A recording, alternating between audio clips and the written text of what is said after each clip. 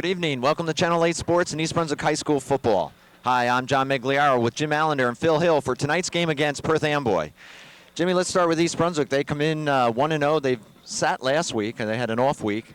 Coming on and taking on a Perth Amboy team that's showing some life and vigor, something we haven't seen out of Perth Amboy in a while. Exactly. I want to show you something. This is a calculator. I brought this calculator for a specific purpose tonight, and that's because I think I'm going to need it. There's going to be that much offense this evening. Perth Amboy is one of the leading teams. Well, they are the leading scoring team in the county after 2 games. They have a quarterback. Well, I shouldn't talk about Perth Amboy because that's going to steal Phil's thunder, but basically, what I'm trying to say here is that East Brunswick is going to be going up against a team that has as much offensive firepower maybe than any team in the county. But that doesn't change East Brunswick's tactic.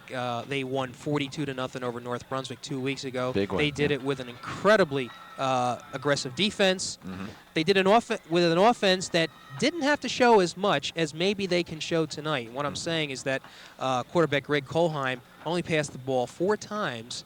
He connected on one with Jay Tangway for a touchdown, and then he connected with Tangway for the second one. So he was 2 for 4.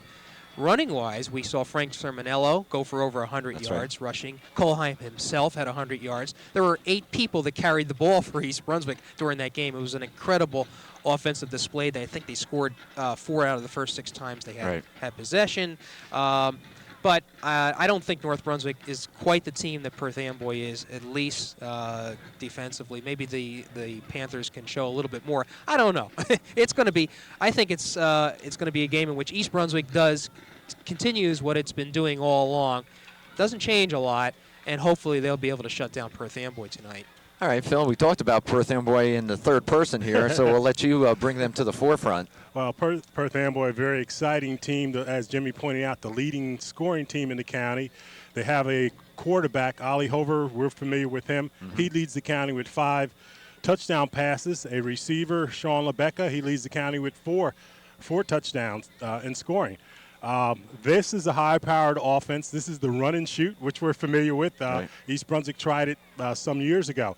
And Joe Stenson, the third-year coach, feels that he knows the prevailing thought is that the team that has the ball last will probably be the team that wins.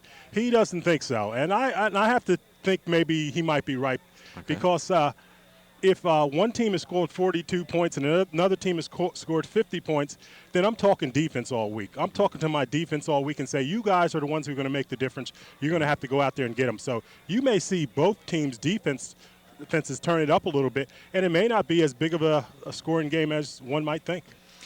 Well, we're ready for it. Whatever it turns out to be, we expect a high-scoring game. It should be a good game as East Brunswick looks for their second win of the season. East Brunswick coming in 1-0, Perth Amboy 1-1, and we'll be back with the kickoff in just a moment.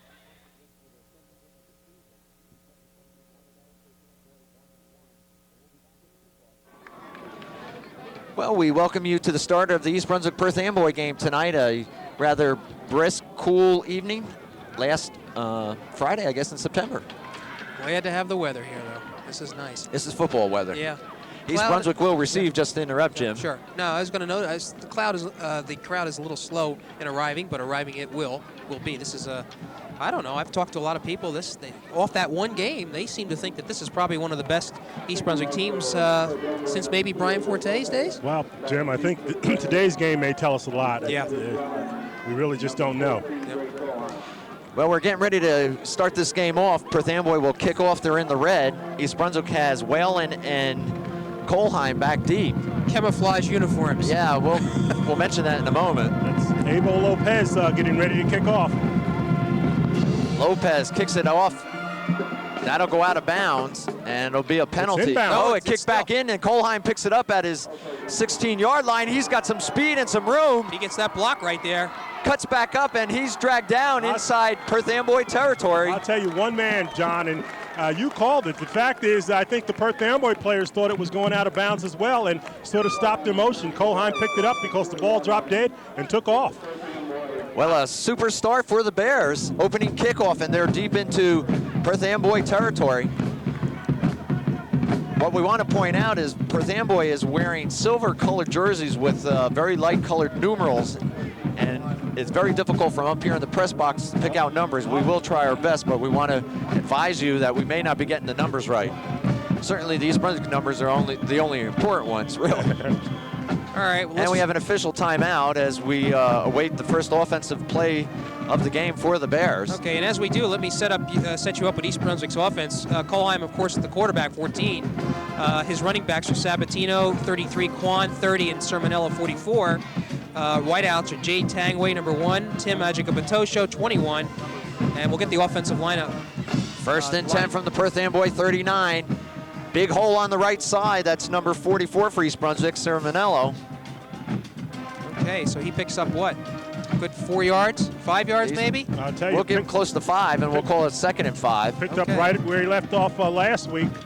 All right, the tackles, Joe Iannone, number 68, Jim Oliver, 77, Dave Hagan, 61, co-captain, at one guard, Jeremy Fisher, 72 at the other guard, and Eric Malecki back after an injury, number 71 at the starting center. Second down for the Bears. Ball on the Perth Amboy 35. Game just underway. Colheim keeps looking for someone. No, I'm sorry, it was inside handoff. I missed it. It was again Sermonello, and he'll pick up maybe 3, so it'll bring up a 3rd down. Good fake into the line by Colheim. Phil, I think this is the way to go for East Brunswick. I mean, they proved that they had an excellent running game last week, and hey, why not test that Perth Amboy line? Well, Perth Amboy is very huge on their front line there. They average about 260 pounds. I think you may see them running, but I think the Bears are going to open it up a little bit more, and you're going to see the ball in the air more than they did against North Brunswick. 3rd and 3. Colheim rolls to his left, looking. He's got a man open, he fires it, and the ball is going to be called complete inside by Tangway, inside the 20. Catch. Beautiful passing, beautiful catch. I'll tell you, Colheim has matured greatly. Rolling out to left, no easy task, and throwing that way. Jane Tangway, using exact feet, made sure he stayed in bounds and picked up an all-important first down. I can tell that Colheim and Tangway have been practicing with each other during the summer, just on that one pass. 1st and 10 for East Brunswick from the Panther 18-yard line. No one's on Jay Tangway. They finally do put a defender out there. Colheim gives it to Sermonello. Big hole right side. Touchdown, East Brunswick. Boy, that wide split out just really did the job, huh? Well, East Brunswick is picking up right where it left off. Right where they left off. And you may need that computer yet, Jim. What we get, 16 yards on that one? 18 yards on the carry. Okay. 18-yard touchdown run by Frank Sermonello. And I'll tell you, Frank Sermonello has really come on. We had him last week with over 100 yards, and then we got the official stats, and they had him with somewhat less. I don't quite understand. I guess that's from watching tapes, but he is a good one this year. And Frank Sermonello, the top bench presser for this Bear team. Beatty's on for the extra point. High snap, ball down. Kick is good, however, and the Bears go on top 7-0 with 10:09 left here in the first period. Okay, John, and I got a correction from a friend of yours and mine. Kevin Burke says it's Bettis. Bettis. Just like the Notre Dame player, Bettis. Well, All right. Chris has a 7 extra point streak going. He was 6 for 6 last week, 2 weeks ago, and he connects on his first one, so it's a 7-0 lead for East Brunswick. Sermonello picking up his 3rd touchdown of the year. He had 2 against North Brunswick. Guys, I don't think it's surprising that East Brunswick was able to drive, but what we do want to watch now is this next series and see what Amboy can do against East Brunswick. You just got to give the Bears credit, though. They came down very workmanlike. We've talked about it before when Marcus Gordon has 2 weeks to prepare. Their teams are usually in very good shape, and on that first drive there, they certainly showed it. All right, East Brunswick. Bettis will kick it off, and I apologize to the young man. Appreciate the correction. After 11 years, we're kind of used to this, however. Anyway, Perth Amboy has 2 men back deep. Yeah, Hover is one, we believe. We can't tell the number on the other gentleman. Bettis, good kick. Ball bounces. Here they come. Picked up at the 10-yard line. Big hole up center of the field. The flag is down, however. And that was carried by LaBega, number 3. Hey, they're going to bring this back. That usually means an illegal block. That's a hold. And a penalty will move Perth Amboy back from excellent field position. Well, entering the game for the first time this season is Rich Whalen at defensive back. He was the leading tackler for the Bears last year, but was slowed up by an injury. I believe it was an ankle injury. Shoulder, I'm sorry. And he is ready to get into the action. He's a safety. Well, let's talk about this run and shoot for a while. We've seen it before. When you come out with the run and shoot, you come out with four wide receivers, no tight end, one back in the backfield, and you're going to see a lot of throwing. Make no mistake about it, they're going to throw 98% of the time. Well, the penalty for Perth Amboy puts the ball back on their own 17 after good field position, and they will start there, 1st and 10. Hover is the quarterback. He's number 1. Has a man in motion going to the right. Hover rolls to his left, being pressured, puts it up in the air. Ooh. Caught, but immediately dropped. I'll tell you, and the defense, Whalen. the defense blowing in there. Met Harry Morris on the way in, and Harry Morris says, watch the defense. They're going to be blowing in. You're going to have 2 guys blowing in from the center of the line, and you're going to have the ends blown in as well. They're going to put the pressure on Hover and try to contain him. Brown on the reception, but he picked up maybe a yard. We'll call it 2nd and 9 from the 18.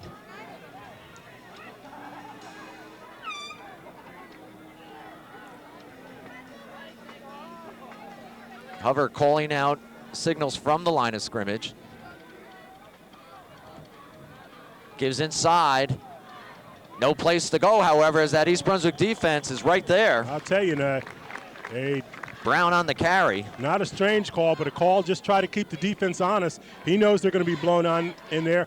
Brown doesn't carry the ball that much in this offense, but they have to do something to try to offset the anticipated tremendous pressure that's going to come in there. And quickly, Perth Amboy goes to a no huddle on 3rd and 9. I can't even get the defense in here. Right from the line of scrimmage, they'll call the play. They put a man in motion once again. Hover drops back, being pressured, dumps it out into the side, a little screen, but great snuffed defensive right play. out. Super defensive Wow. play by that. They were right on top of it. Well, you know, this team has had 2 weeks to prepare. And they're like they're in their back pockets there. Yeah. The Bears doing a tremendous job there. Well, we really didn't get a chance to show you or the names, but we'll try to do it the next defensive series that the Bears have. Cole Hyman Whalen will go back deep to field the punt for Perth Amboy. East Brunswick should be in good field position on receipt of this punt.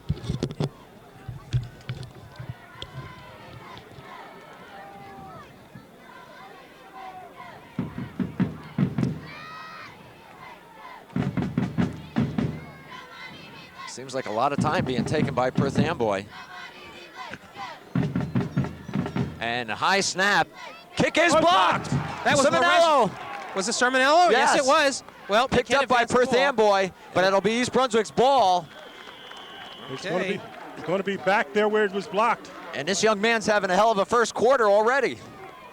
Boy, they just stormed in on that poor kicker.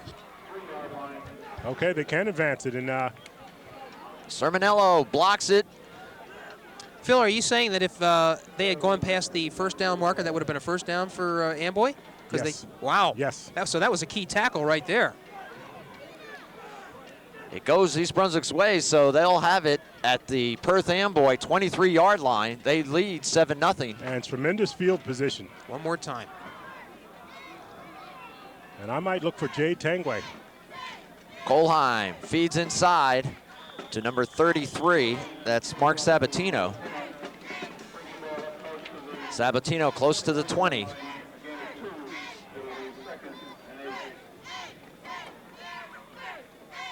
Second and 8 for the Bears. Sabatino picks up 2 yards. First quarter action from East Brunswick High School. The Bears leading 7-0 with 7:10 remaining. And the Bears on the move once again. They've dominated already. We got a matchup there. Hover on Tangway over on the right-hand side. Oh, yes. Colheim keeps, pitches back. Look at that. Kilkenny throws the ball, good. and Tangway was all by himself. Oh, God. We had a good camera angle on that, too, where you could see how Tangway was whoever the defensive guy was on there, he just took the bite. I'll tell you what happened. Tangway's feet went out from under him, but the pass was underthrown as well. Yep. He was open. Would have been a well-executed play. The pass needed to be up there a little bit deeper. Dave Kilkenny, the second-string quarterback for East Brunswick, probably had wide eyes on that one. And Marcus gives him a hug as he comes out. It'll be 3rd and 8 now from the 21. You only get to use that play maybe once. Tangway goes wide right. Kolheim looking to the right. He's got Tangway off his hands at the 5-yard line. I'll tell you won't see that too often. Tangway, the ball right there on the money there. Tangway reached out and it bounced off his hands. Very unusual. Well, we'll see if Mr. Bettis can try a field goal here. They have him out. Do they now? It'll be 4th down. Well, this would be I believe, a 38-yard kick. And he will. He will attempt a field goal. Klein will be the holder, number 10. Make it 39. Snap is good. Bettis has it up, but it'll be wide and short to the right. And Perth Amboy will go back on offense. Well, they dodge a bullet there. Well, I'll tell you, it'd be interesting seeing how the Panthers respond. They have been a slow starting team this year. Of course, they lost the first game to South Plainfield. Joe Stinson said just a terrible first half. They came on in the second half, but the first half was terrible. They started a little slow even against J.P. Stevens. J.P. Stevens was leading at one time near the half there, and then the Panthers came on. That seems to be their M.O. They're going to need it today. Hover brings him out. Run and shoot offense, as we mentioned before. 1st and 10 for Perth Amboy. Hover looking to his left, steps up in the pocket, decides he's going to run with it. It's got some running room and is dragged down, but he'll have a 1st down. I'll tell you, running with that ball rather loosely. Right, Lorenzo, Dan Lorenzo, one of the linebackers, was the man who caught up with him. Boy, Lorenzo had a great game against North Brunswick, didn't he? They call him El Loco, and you see why. He's always all over the place. All right, let's get this defense set here now. The outside linebackers are Bettis and Dan Lorenzo. Lenny May and Sean Daly are the defensive tackles, and we'll get the rest after this. 1st and 10 from their own 33. Hover looks to his left, steps inside, keeps the ball, and he'll pick up a couple. All right, the tackle by the linebackers there, I think. And once again, the Bears seem to be well prepared and ready for just about anything Hover wants to do. Hover is a tough one. He's the quarterback. Stinson says he's more like a linebacker in a quarterback position, however. Doesn't mind running. Paul Dumas is number 50, the middle linebacker for East Brunswick. Jimmy Kolakowski and Teddy Wright are 2 of the defensive backs. And you have Steve Germain, Tim Agigobatoso, Dave Kilkenny, and Rich Whalen at the safeties. Now from a shotgun formation, looks like there was some movement in the line, a little shuffle pass forward. That's an incomplete pass. That's a pass, you're right. Incomplete, but a flag is down. I think we had movement in the offensive line for Perth Amboy. Did they call it is the question. Might East Brunswick refuse this? No, no flag. Okay, no flag. And I'll tell you, the Panthers look totally out of sync right now. And you got to give the Bear defense credit for that. Hover reading the plays off a wristband that he has on his left wrist. They always do it that way. Quickly to the left and incomplete, and so they'll face another 4th down. Phil, the one thing about the run and shoot, it doesn't give your defense time to rest sometimes. Well, if you're clicking, you're clicking. If you're not clicking, you could be in big trouble. And they're not clicking. So the Bears will go on offense following this punt. 3rd time they'll be on offense. They lead 7-0 with 5:43 to go in the 1st quarter. And John, back there with Kolheim, you have Whalen. Whalen just coming off a shoulder injury. Apparently he's okay. He's a fine athlete.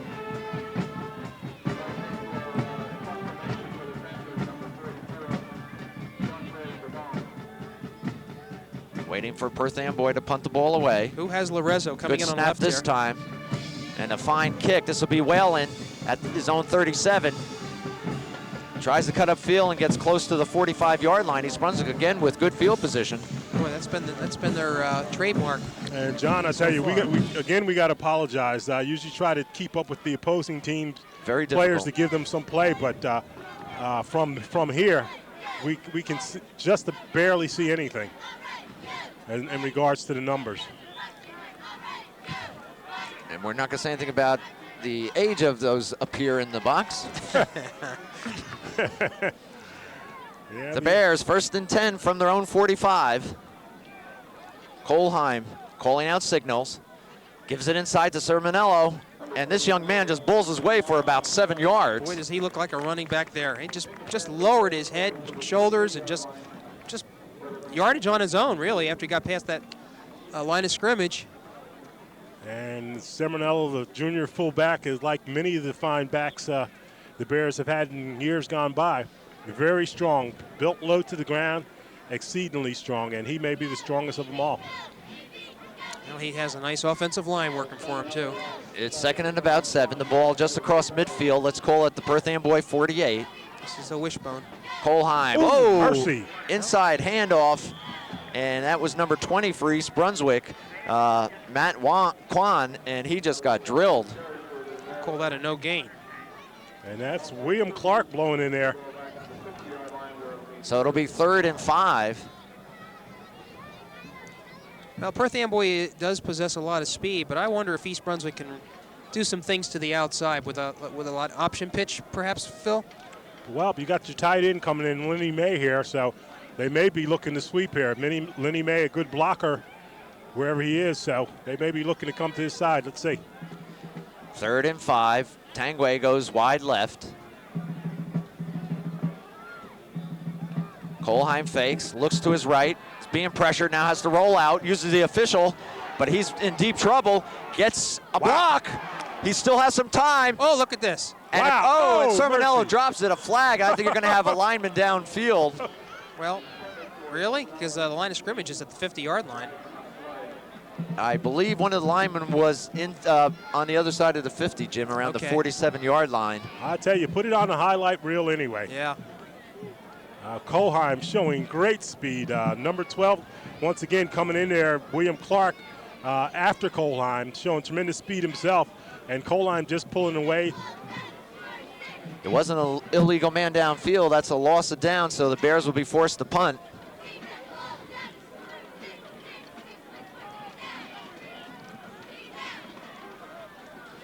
Perth Amboy now And Colheim, deciding whether to accept the penalty.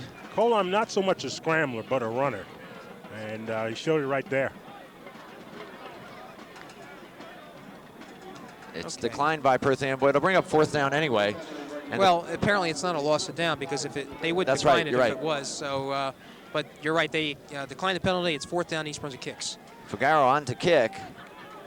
I believe it's...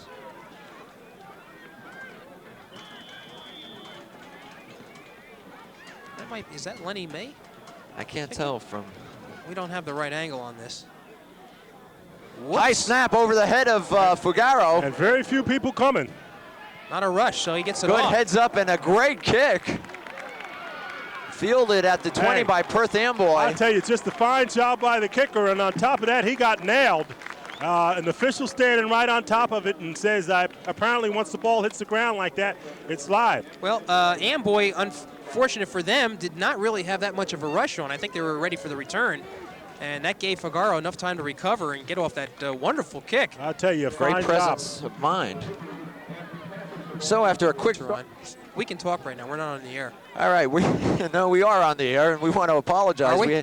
We had a momentary blackout. The scoreboard went out, and all our lights and video equipment here went out. Well, take a look at the scoreboard, guys. The scoreboard looks like New Year's Eve. Well, we sort of predicted that the scoreboard probably would get broken tonight, but it's a little premature. So we'll update you. Obviously, we don't have the clock working, and it'll have to be kept on the field. Our score is 7-0. We're in the first quarter. There's about 4 minutes or so remaining. Right, and I think the officials are waiting to see if they can, in fact, correct the clock. But that doesn't look too good right there, guys. It'll be Perth Amboy's ball, 1st and 10. The ball spotted at the Perth Amboy 28-yard line.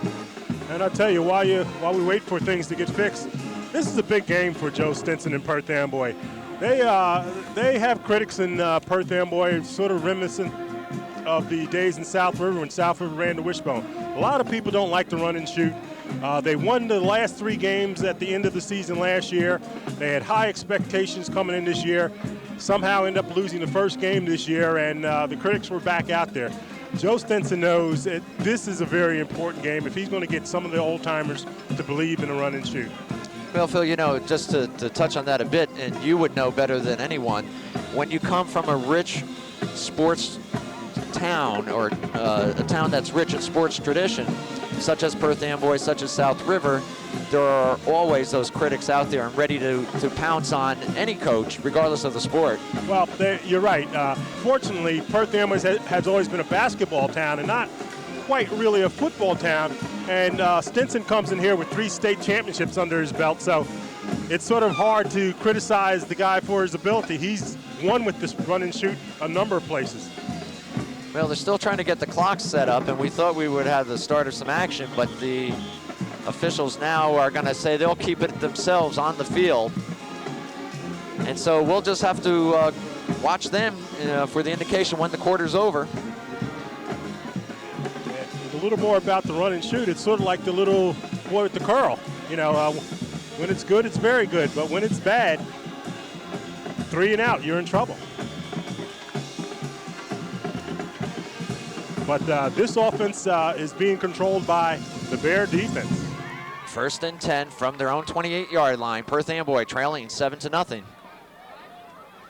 Hover looks quickly to the left, ball's up in the air and bounces incomplete. It would help if they catch the ball too, Phil. Well, I was wondering, was that going to be a hook and ladder? It appeared to be. You had 2 receivers in that same area there, and they appeared to be trying to do something to get themselves jump-started. Well, Hover is on the line again. Yeah, he's ready to go. Perth Amboy does not use the huddle. They have the no-huddle offense. Plays are called at the line of scrimmage. 2nd and 10. Hover, again, same pass quickly outside, and he's being hit as soon as he lifts his arm up. So, yeah, that's it. Harry warned me to watch this defense, and this defense is blowing in there. They're not giving Hover a chance. I think if you watch number 40, Lorenzo, on the right side, he is past his man, I think, so fast that he's in Hover's face all the time. He's going to take the snap from center if he's there any quicker. Hover now, a little end around.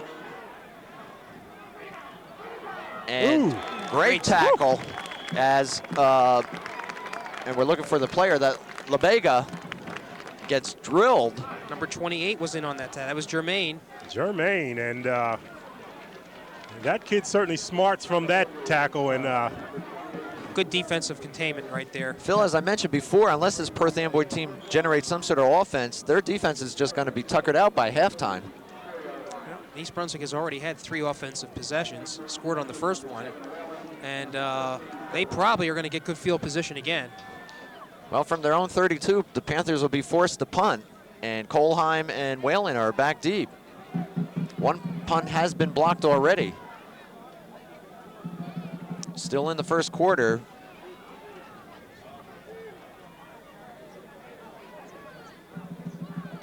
Good snap. Pressure, just gets it off. I think it was partially blocked. I think Lorenzo was in there. And Whalen will let it bounce around, and East Brunswick again will start off with great field position.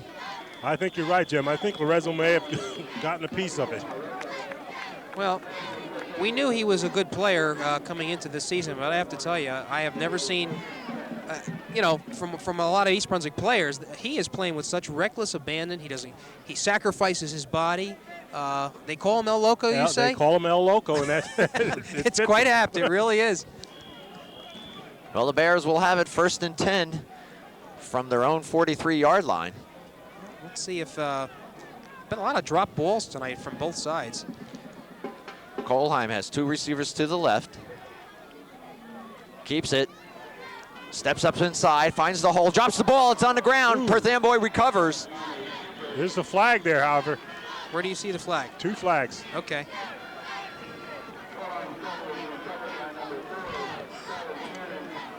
No, Phil, I think they're marking the ball. That's okay, where it is. My mistake then. So Colheim was nailed. Number 54.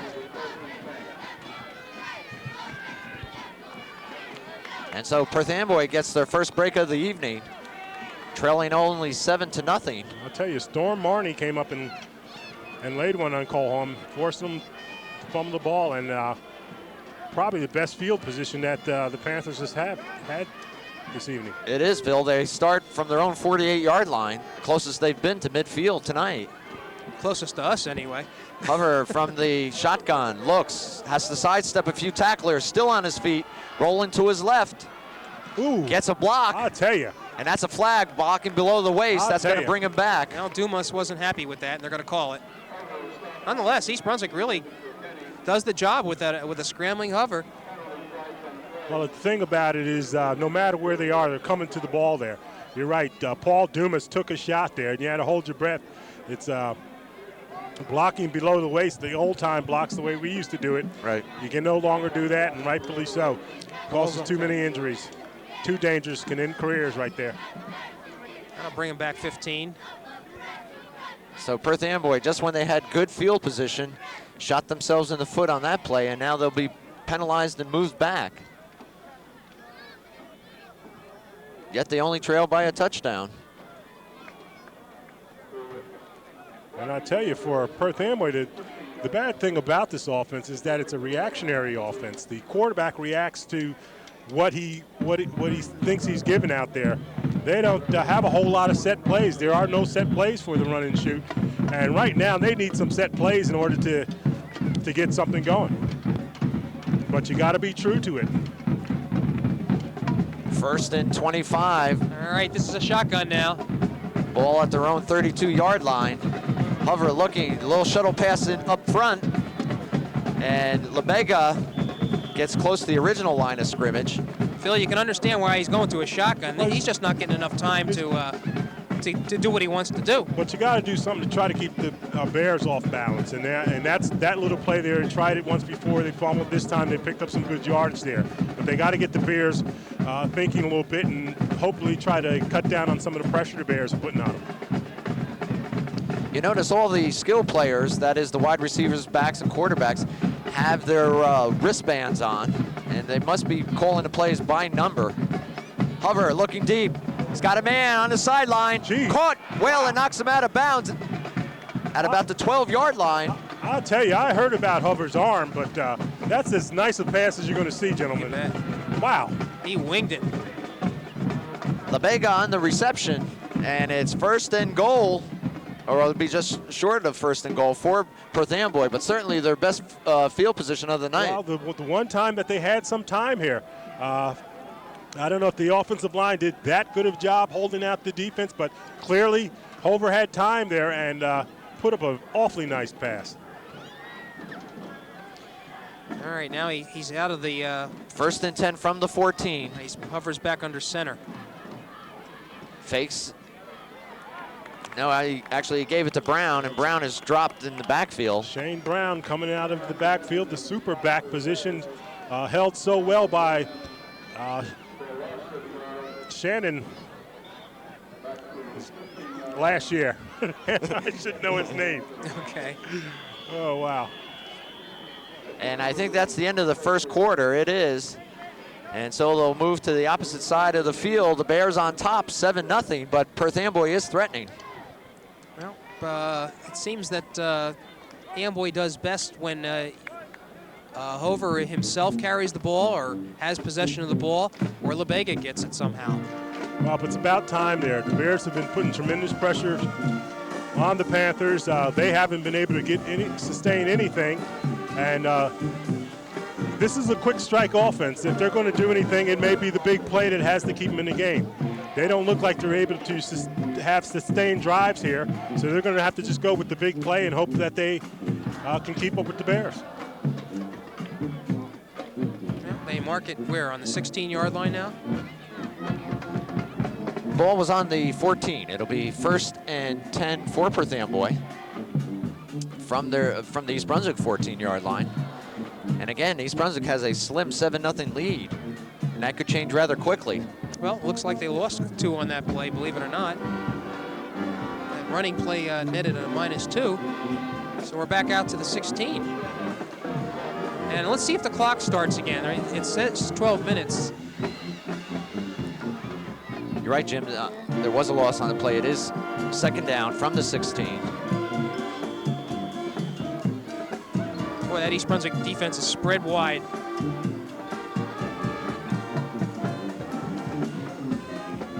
Hover still has it, tripped up, he's still on his feet, and gets a pass off, almost intercepted. It isn't. Oh, Will they mercy. call it? Yes, they will. Indeed. They're giving it to him. They'll kill Kilkenny. Penny with the interception. Boy, wasn't that a great tip play? Boy, you couldn't say it any better than that. Wow. I'll tell you, a lot of action there. First of all, on Ollie Hover doing a fantastic job to get out of the grasp of the East Brunswick tackler to get the ball off, bouncing off his receiver, and Dave Kilkenny coming up with a acrobatic super interception. Boy, how did Hover even get away from it? He threw a bullet, too. Yes, he did. And I talked about my like for Kilkenny last week, and he seems to be wherever the ball is. He really is. That whole defensive backfield for East Brunswick really has showed something. They're very agile. They love to hit. Teddy right back there in for Whalen last week. Well, the Bears have it from their own 12, 1st and 10 on the interception. Kolheim gives it inside, and I think it's Sermonello. No, we're going to give that to Sabatino. I got the Sabatino? glasses on Okay. this Okay. one. And Mark Sabatino with the carry. he nudges forward for a few there, huh? Look at that. He pushed the pile He pushed the about pile 4 back. yards. So we'll Betcha. call it 2nd and 6. Well, I tell you, Stinson has to be biting his nails there. They thought they had something going there, and a big turnover at a key time. Critics have said they have had trouble in the red zone there, and he wants to disprove that. The clock is back in operation as we start this 2nd quarter. There comes Frank. Simonello still on his feet. 1st down, East Brunswick near the 30. He's juggling that ball just slightly, but again, you see how he lowers his shoulder and just Well, turns away? He's the prototype of a good fullback, low, running hard, keeps the legs turning, and prepared to take a hit and prepared to give one as well. It's an 11-yard gain for Sermonello. 1st and 10 for East Brunswick. The ball just shy of their own 30. They started on their own 12. Kolheim back inside to Sermonello. And maybe a yard. At least Brunswick being somewhat conservative in their own territory here. They had that turnover by Kolheim last time. I think that might have been Nick Palladoro in on the tackle there. And gentlemen, I tell you, we have the 2 top wide receivers in the county on this field here today, and I expect to see them involved in more of the action. You don't want to get away from your game plan, but LaBega and Tangway were the all-area receivers last year. Jade, I don't think Jade is in the game now. 2nd and 9. East Brunswick with 2 tight ends. Kolheim looks over the middle. Ball's intercepted off the hands of Lenny May. Right, and an opportunistic Amboy defender took that away. I'll tell you, and turnaround is fair play, I suppose. Same thing happening to the Bears here. A little too much heat on that one, Phil. Yeah. At least, though, they are out on their somewhere in not close to their own end zone, so that's at the 43-yard line. So the Bears defense will be called on once again to try to shut down this run and shoot offense of Perth Amboy. Thus far, they've done it. And Charlie Shannon came up with that interception for the Bears. Hover from the shotgun. Panthers. LaBega goes to the right. Pressure. There's that setup screen they pull off very quick. What used to be called, I guess, Phil, the Dallas quick screen.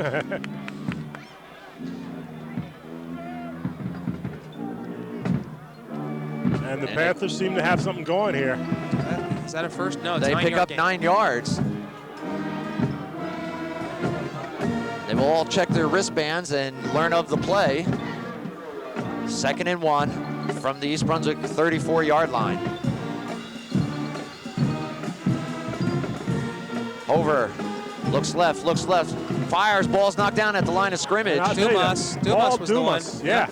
Dumas, the 3-year starter for the Bears here. We remembered him as a sophomore starting, and this is his senior year. You know he wants to make it a good one, gentlemen, and he comes up with a big play right there. It'll bring up 3rd and 1. It looks like Amboy's going to huddle up this time.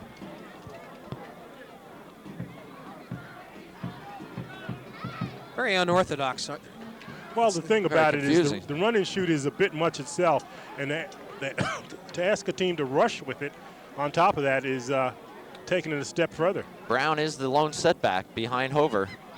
Well, Apparently, number 37 is on the wrong side, but they're going to do it anyway. And Brown gets the carry in the first down as he gets up to the East Brunswick 30-yard line. The Perth Amboy wide receiver should have been on the other side. Hover was complaining, but he ran the play anyway. Clock showing 9:12 remaining before half. East Brunswick holding on to a very slim 7-0 lead. They've had 2 turnovers this quarter.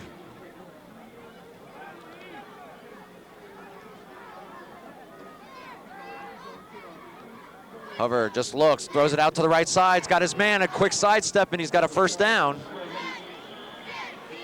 That was LaBega. I'll tell you, and you can see the Panthers seem to be settling down a little bit. The last few drives, last few possessions, they've certainly been picking up yardage. So you got to figure some of that steam off the Bear defense has died down as well. Not quite as much pressure as they were putting on earlier. Well, I think the defensive backs are going to have to come up a little sooner because Hover's just taking that snap from center and just firing it to his wide receivers. East Brunswick's going to have to come up to react a little quicker. Ball at the East Brunswick 16, 1st and 10. Brown with the carry, has a hole and is tripped up. He had some running room, but East Brunswick's line quickly closed in on him. And this is the red zone, Phil.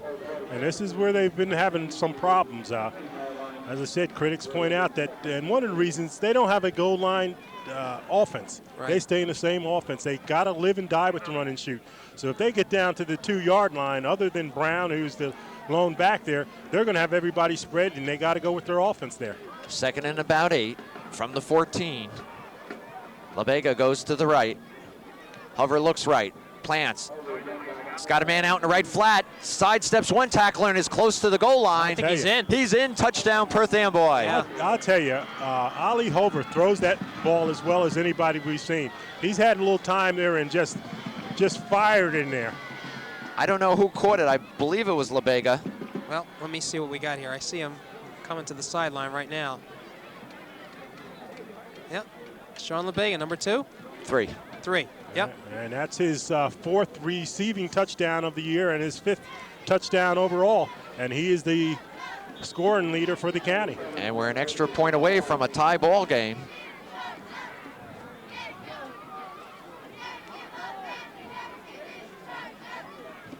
And The it's kick blocked. is partially blocked, and so East Brunswick enjoys a 1-point lead, a slim 1-point lead, Okay. with 8:06 showing here in the second quarter. And I think that may have been Paul Dumas in on that block there. Might have had a little help from Mark Sabatino.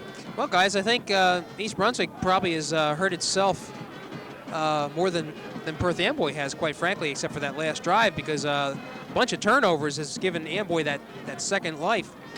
I think they just need a sustained drive here. They need to hold on to the ball and see what they can do. Well, not only that, I mentioned before that Perth Amboy is a slow starting team and they seem to pick up. It remains to be seen whether they will get better. Well, Perth Amboy will kick it off. Welling goes back deep along with Colheim. Kilkenny and Sabatino are the up men.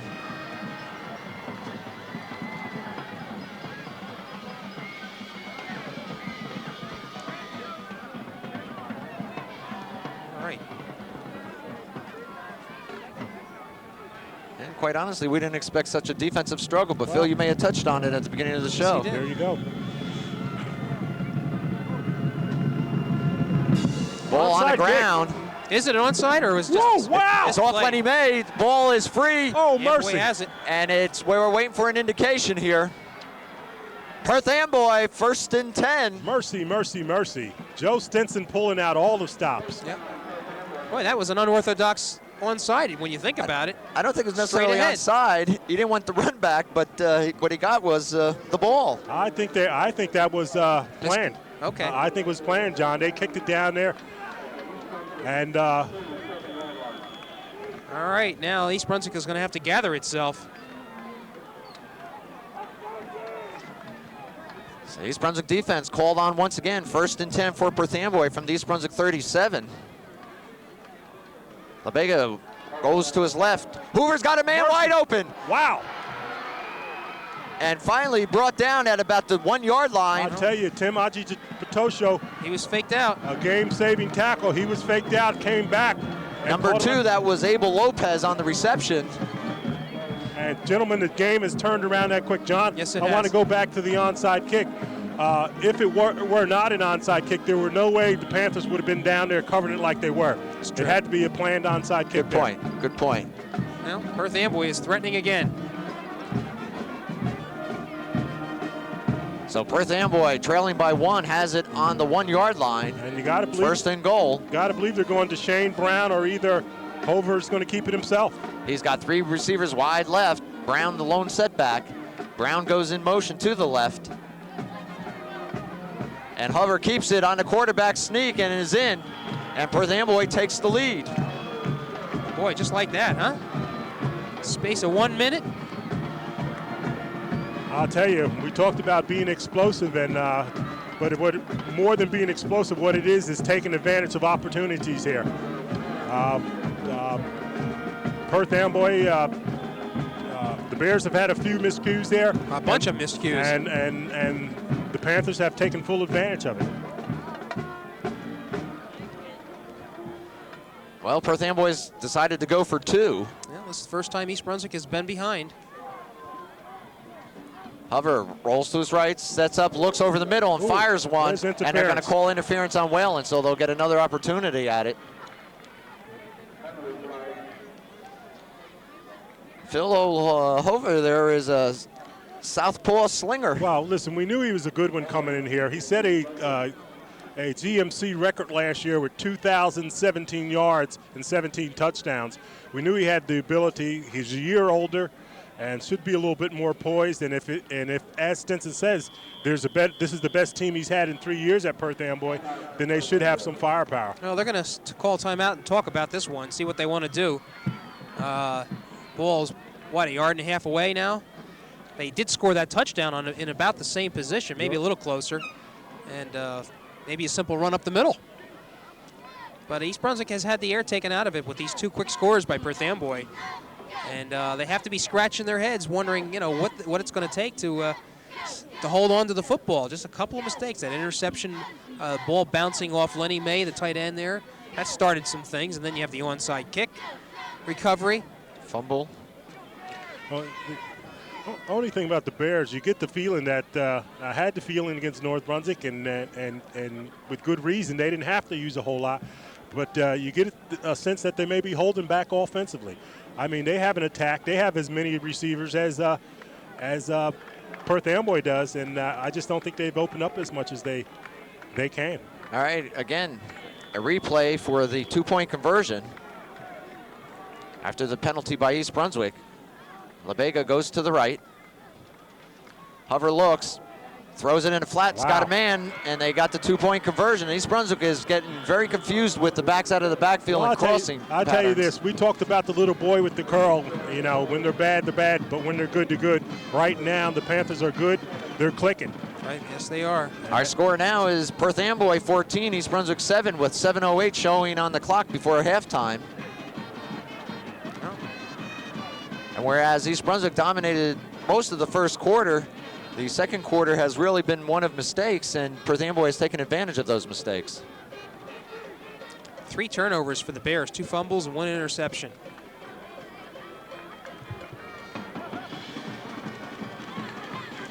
Well, this crowd has arrived. There's a lot of people here. Once again, you're right, Jim. A nice crowd for the Bears. And football seems to be taking on more interest this year than in years gone by. Holheim and Whalen are back deep.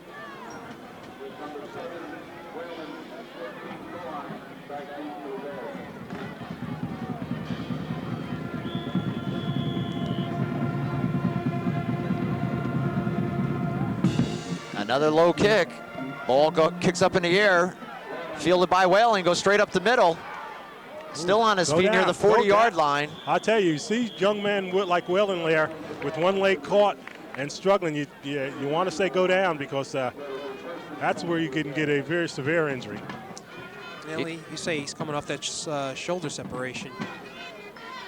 Well, the ball will be spotted at the East Brunswick 39-yard line. They'll have it 1st and 10. And the Bears have to come out and reassert themselves. They have the firepower to do it. They just have to take it to the Panthers.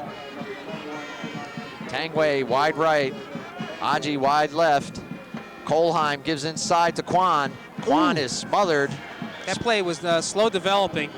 I'll tell you, there's some beef on that line there. And, Jim, you got to get that number for me. Number 70 just made that tackle. Mercy.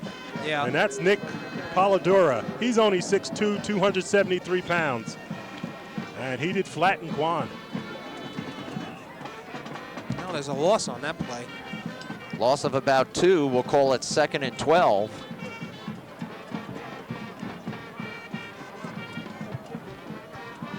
And you have to think that Amboy defense is somewhat aroused now. Fugaro wide left this time.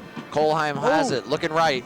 Sets, plants, and throws. Tangway can't hold on to it. That went in and out of his hands. It went in and out of his hands. It's a drop. But I'll tell you what, give number 4, I think that's Shannon again. Charlie Shannon. Charlie Shannon doing a good job there. Let Tangway know he was there and slapped at the ball while Tangway was bobbling it. Phil, you're seeing some life in that Perth Amboy defense now. I'll tell you, the impressive thing about them is that a lot of these Perth Amboy players go both ways. It'll be interesting to see what happens in the fourth quarter. I pointed out before, they seem to get better as they go on. Don't start very well, but they do seem to be aroused right now. 3rd and about 12 for the Bears. They put trips to the right. I'm sorry, that player is coming off the field. 2 receivers wide right this time.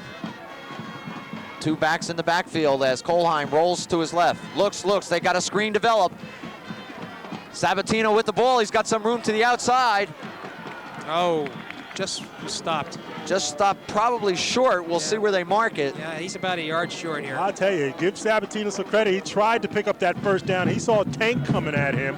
I mean, it just overshadowed him, how huge the defensive player was, and he took off. He is short, and we'll see what Marcus Borden decides to do. I'll tell you who was open on that play, Achiga Patosho, right down the middle. Nobody was on him, and if Kolheim had found him, Timmy would have been gone all the way. Well, they are going to punt. Fugaro comes in to punt. 5:52 remaining on the clock. Perth Amboy a little short. They don't believe that they may punt. They think they may try something else. Fugaro, good kick. And Hover will let it go, and that ball's going to roll inside the 20 to about the 16-yard line. Well, now the East Brunswick defense has to come up big. No doubt about it. This is it, because the tide has turned. Amboy has confidence that they can move the ball, and the defensive backs especially have to be on their toes. Plenty of time remaining on the clock. Perth Amboy will have it 1st and 10 from their own 16.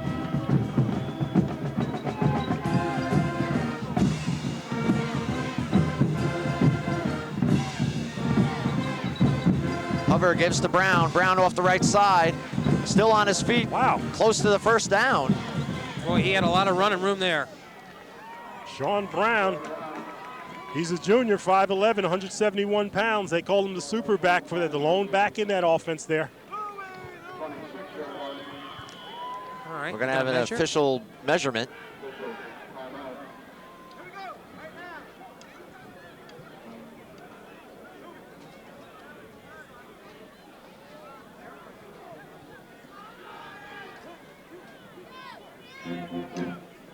And Perth Amboy looks like they'll be just short of the first down. So I'll have it 2nd and inches.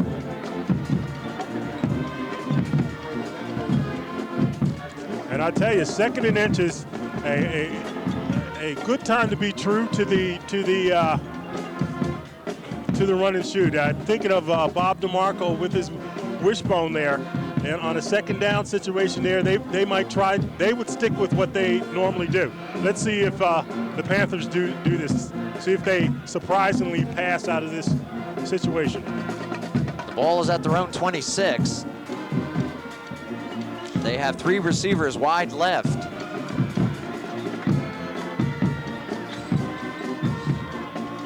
And the underneath routes have really been hurting the East Brunswick defensive backfield. And again, Perth Amboy comes out with that formation.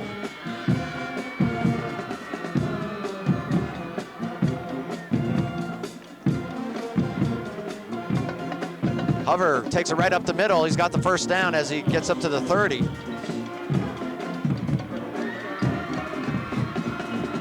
amount of yardage there. I'll tell you, Ali Hover, 5'9", 170 pounds. But this senior's a strong young man.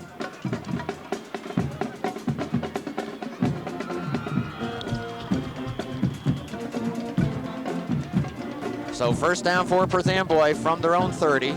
Clock showing 4:50 before halftime. Hover looks to his left, has LaBega set up, and LaBega rather, and he crosses the 40 and might have the first down depending on where they spot it. I'll tell you. Yeah, he's got it.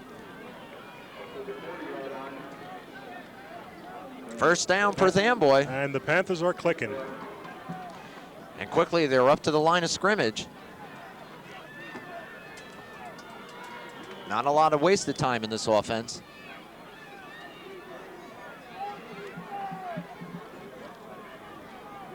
Out of the shotgun. Hover drops straight back, sets up, fires one, almost intercepted by East Brunswick's number 11. That's Jimmy Kolowski. Kolakowski, that was, and quite frankly, I thought he should have had it. Well, it was right in his hands. Tough. I guess some teams have it. You throw the balls out of bounds or you throw it away. I guess with Hover, you just throw it as hard as you can, figuring it won't be caught. He again fired that, and a tough catch for Kolakowski to catch. East Brunswick needs to catch a break. They need to come up with a turnover. 2nd and 10. Hover again from the shotgun. Gives it to Brown inside. Lots Brown of has some room up the middle. First down into East Brunswick territory, and they have the defense now guessing. I'll tell you, and that's the point, John. A good point. The Bears are off balance right now. Again, the Panthers mixing things up rather well, and the Bears seemingly don't know quite what to do. Ball at the East Brunswick 43. Clock down to 4:10. Perth Amboy taking their time. Little reverse. They got some people out there. LaBega. Ooh, and he is swarmed under by the Bear defense there. They lost this time. And he paid. That was William Clark, rather, number 12 for Perth Amboy. It's really one of the first times in quite a while that the Bear defense has come up big. They're going to have to do that again. And Dave Hagan leading the pack there. They are spread wide. You can see if you look at that Bear defense. Hover looking over that Bear defense. Lots of room on the right side there for the receiver. LaBega goes in motion to the right. Hover pivots, looks right, pumps. He's got a man over the middle, and he's got him. Wow. No, he hit the ground, incomplete. No catch. Okay. Well, with Hover's athletic ability, his speed, it's very, very difficult to get a pass rush going for East Brunswick, and so it's a matter of timing that puts a lot more pressure on these defensive backs. Well, you can get the pass rush going. It's difficult to sustain it play after play. The Perth Amboy offensive line clearly outweighs the defensive line for the Bears, and I think it's taking its toll. 3rd and 12. Hover looking, throws right in the hand of Kilkenny. It should be a foot race to the goal line. He gets a block, he's gone. Steps back Good inside. throw. Here we go. Ah. Only one man to catch him, and that's Hover. He's Way. Touchdown, Oh. Kilkenny. No flags. No flags, and how crucial that they needed it this time, huh? Desperate interception. And I tell you, wow. a bad pass by Hover. Dave Kilkenny in the right spot and showing some of those offensive moves that he had with the Golden Bears. Just a fine return by Kilkenny. We're going to give him 65 yards. I'm not quite sure if that's accurate, but maybe it was a little further back. Probably about 75 yards. Nonetheless, East Brunswick can tie this game on this kick. Bettis in for the extra point to make it 14 all. And timeout East Brunswick. East Brunswick calls time. Bettis wasn't on the field. Well, things happen so quick. Mr. Bettis didn't realize they had scored. But again, David Kilkenny, the junior who played solid ball last year, coming in this year is one of the stalwarts on defense. And as we pointed out, always around the ball, very aggressive. Second interception tonight. And his second, you're right about that, and just took it down there. And I think they're calling Mr. Bettis back and going for the 2. Marcus Borton changed his mind after that timeout, and will talk to the offense. He wants the 2. Well, our score is 14-13. Perth Amboy on top.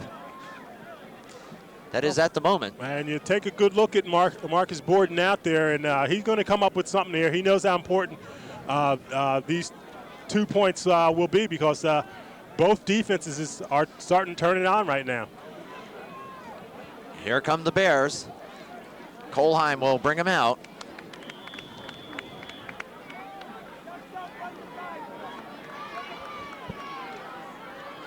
Kolheim rolls to his right. He's got room. He can run it or throw it, and he tosses it inside. Touchdown, or extra point rather, for East Brunswick. Ati Batosho. Tim Ati Batosho.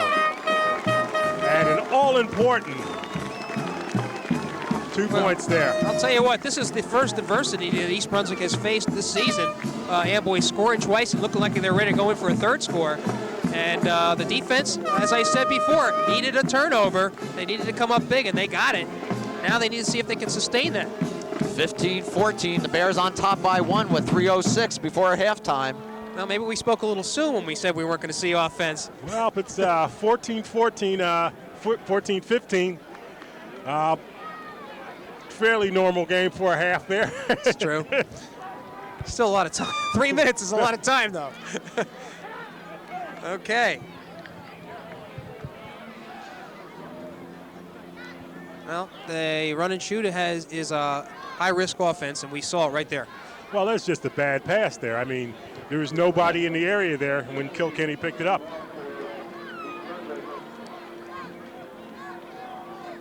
By the way, I think it was Lorenzo was the nice block there too, that sprung Kilkenny for that touchdown run. Bettis with the kick. LaBega right up the middle. Still on his feet, and now is tackled short of the 40. And who makes the tackle? But I believe Lorenzo was in on that one too. Number 40.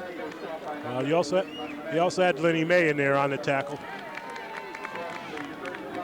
Well, Perth Amboy will crank it up one more time. They have it 1st and 10 on their own 37, 2:59 showing. Second quarter action from East Brunswick High School. The Bears came in 1-0, Perth Amboy 1-1. And a big GMC red game tonight, Jim and Phil. That is Sayreville at Old Bridge. Oh, mercy. I'd like to be a fly on the wall, I tell you. But here we go here. Hover takes the snap, gives it to Brown. Oh, okay. Brown's still on his feet, but he's trounced. I'll tell you, he's trouncing. He paid. Well, I see an adjustment already. East Brunswick had 3 people right over top of center, and as soon as that ball was snapped, they were in the backfield. Fortunately, the linebackers came up to make that stop. But watch Dumas. Sean Daly is over top of the center, and watch them charge. Brown loses 2. It's 2nd and 12 from the 35. LaBega comes in motion to the left. Hover looks right, steps up, flag down. He could have holding. I'm sure. Right. And he gets back to the line of scrimmage, so. They may decline it. Yeah, with the clock a factor now, 2 minutes, John. They may just want to let him. Holding is the call against Perth Amboy. He's saying and they're going to push him back. East Brunswick's going to take the penalty. And Borden's saying no, so we're not sure which coach they want to. Let's see what we got here. East Brunswick does have 2 timeouts left. They're saying they decline it. Well, that's a case of the offense, the head coach overriding the defensive coordinator. Right.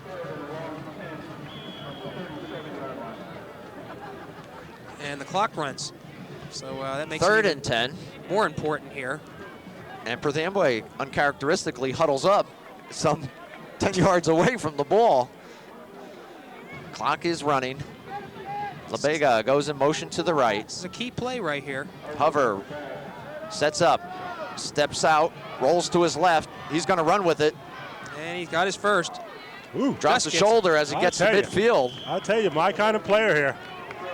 My kind of player. Well, there's a lot of talking going on down there, and I think they're going to have to watch that because they'll. Kilkenny came up to lay a lick on him. Hover did drop the shoulder. He's only 170 pounds, but rather feisty. Most important for Perth Amboy, they get that first down. And it stops the clock. So with 1:28, they're at midfield. Bears on top, 15-14. A lot of action here in this first half thus far. Well, we can see why Hover is considered one of the best athletes in the county. He really is doing a job. And we haven't heard from Abel Lopez yet on the receiving end.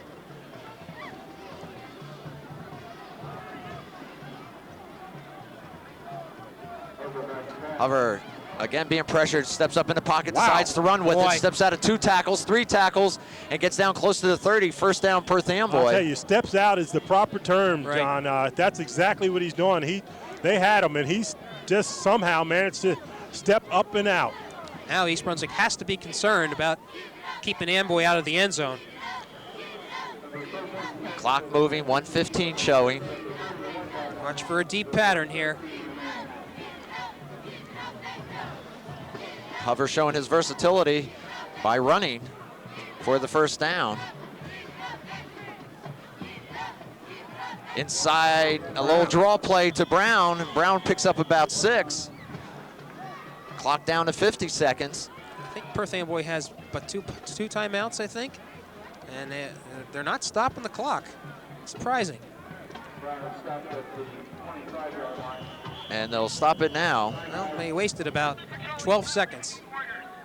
And Brown is going off the field. Seems to be a little injured there. Walking off a little gingerly. No, it's not a timeout. Huh? We'll just follow it like everyone else then. 35 seconds. Hover sets up, looks over the middle. He's got his man. A flag, though, is down, and we're going to have holding again, I I'll think. tell you. Good crossing pattern for Amboy there. LaBega on the reception, but it's going to come back. Well, they will definitely take this penalty.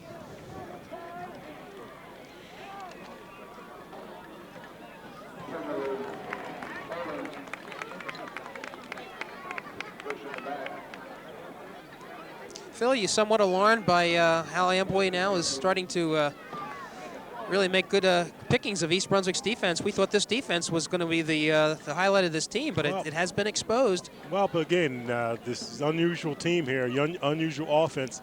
It is a high-powered offense in that if they get a little bit time, and with Hover's arm, they can make things happen. And it's a lot to ask the defense to do, play after play after play. They have to be tired, too, I have to think. Yeah, particularly since many of them are going both ways. So Perth Amboy, with 27 seconds, has the ball moved back to the East Brunswick 43-yard line. Hover being blindsided and dropped.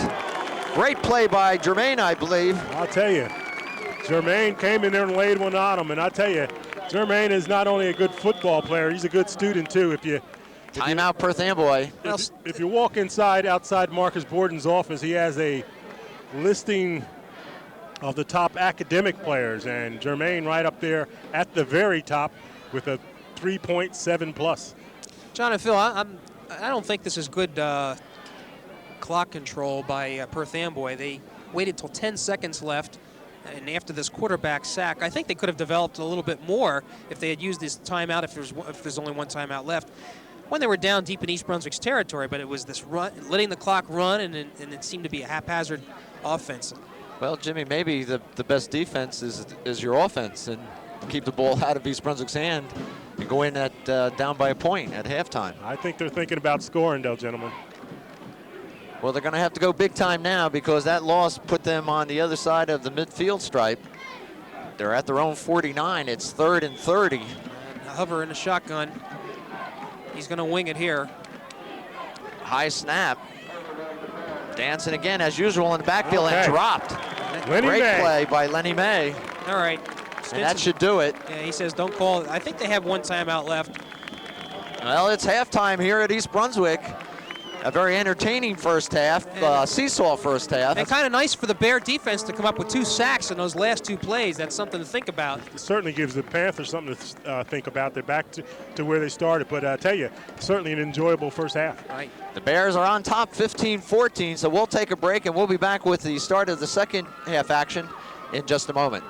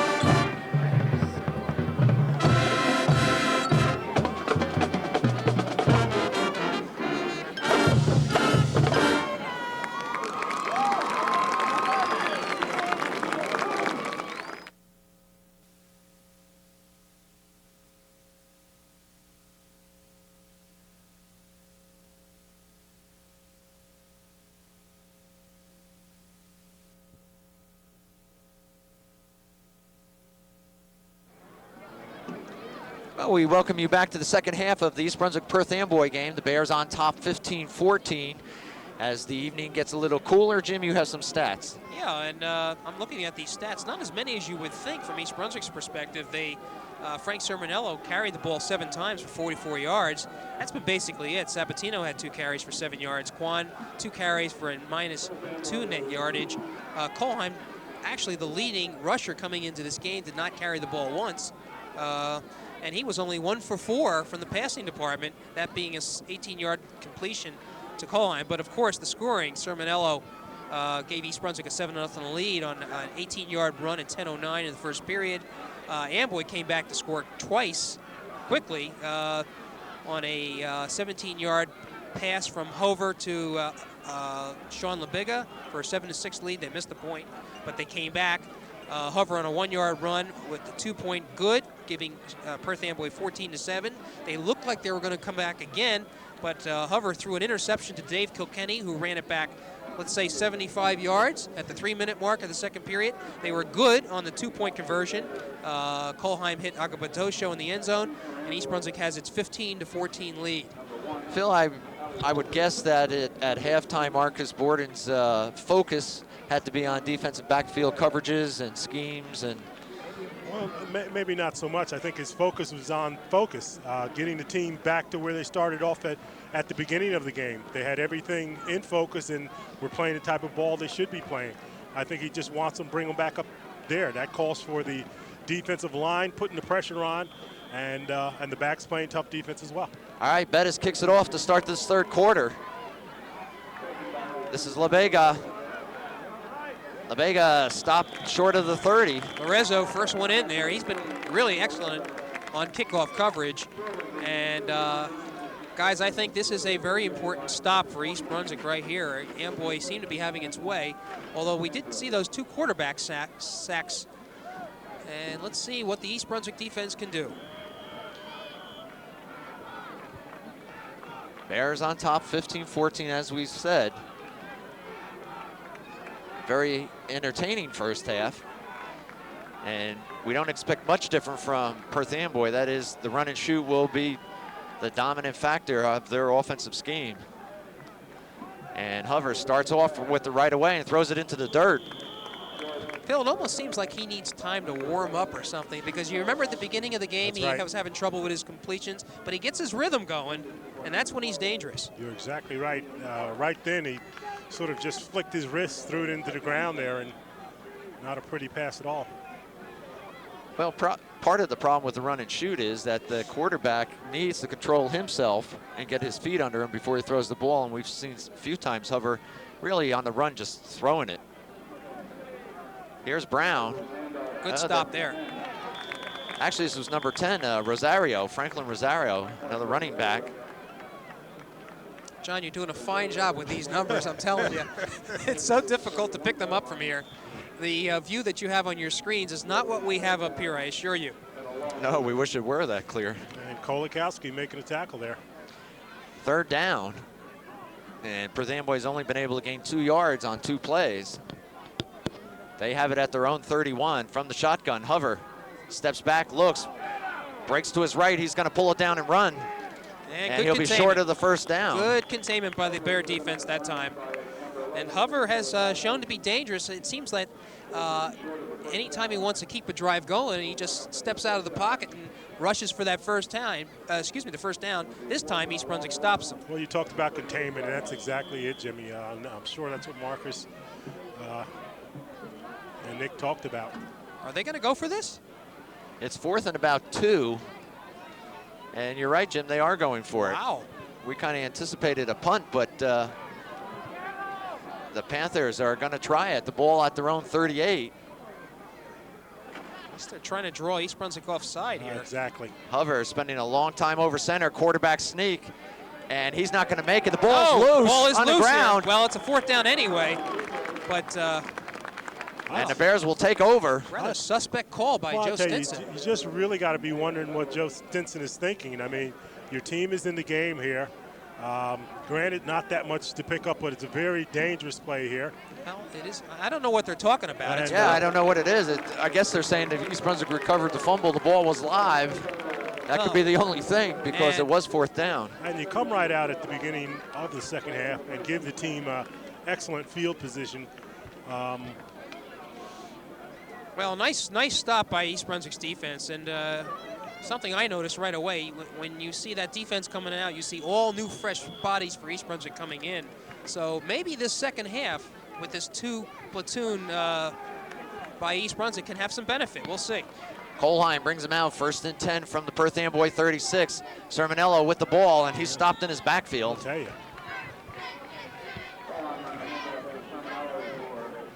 And that's Neville Mitchell. And he's only 6'2", 285 pounds. It's a 3-yard loss for Frank. It'll bring up 2nd and they're saying 12 from the 38. East Brunswick with great field position to start this second half. They're on top by 1, 15-14. Colheim has 2 receivers to the right. He's going to roll that way. Sets and throws deep. Looking for Aji, but overthrown, and he was double covered. Only receiver looks like downfield, actually. Well, I tell you, the Panthers did a good job. Jade came down and turned in. He was covered. And as you pointed out, 2 defenders on Aji Batosho, how the ball was overthrown anyway.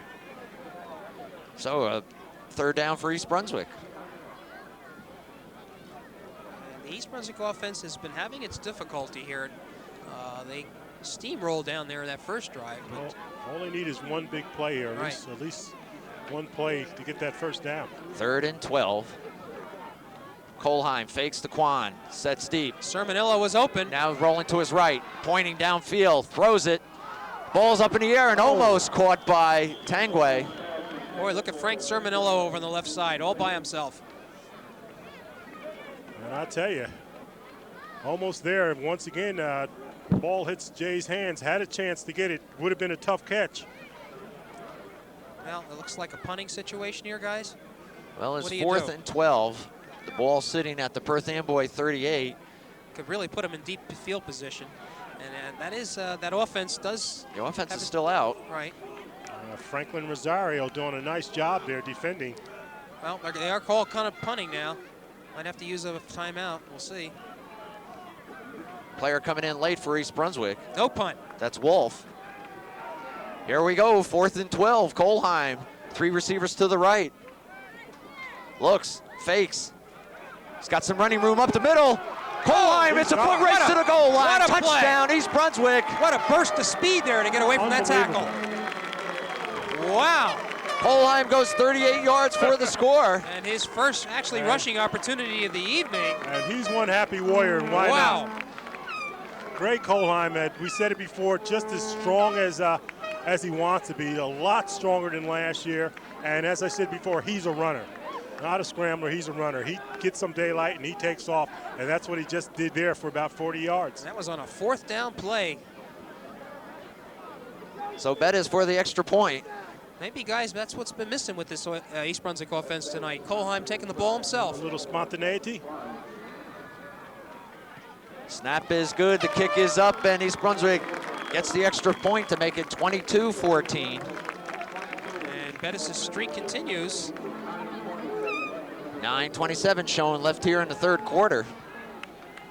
And I tell you, go back to Colheim again.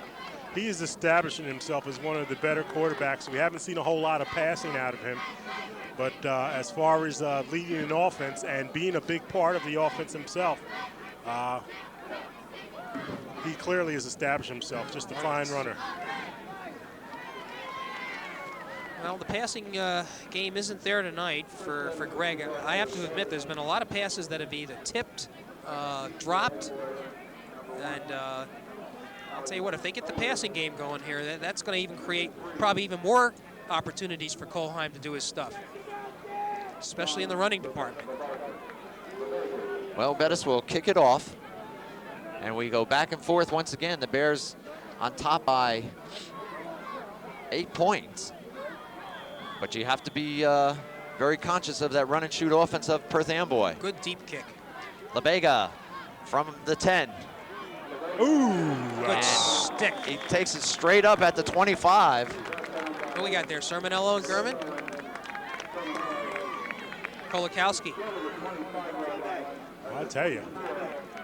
And that's your quarterback, and he's a little shaken up. It's LaBega, number That's 3. LaBega, I'm sorry. Now LeBega's limping. Yeah, That's he your is best limping. receiver. Either way, though, anytime either one of those two guys go down for Amboy, it really puts a clink in the armor. Well, also, too, if you take a quick glance across the field, Perth Amboy does not have many bodies dressed for the game. And that is the point. East Brunswick plays 2 platoon, Amboy doesn't. LaBega comes over to the left. 3 receivers to the left. Hover gets it out to the right side, has a man for a first down. Good move there by trying to pick up a number 2. That's Albie Lopez. And I'll tell you, he did that all on his own. He received a low pass, nearly touching the ground. And it was a low pass, too. Right, a stutter step, and didn't, on his own ability, picked up that first down. 1st and 10 for Perth Amboy. The ball moved up to their own 35-yard line.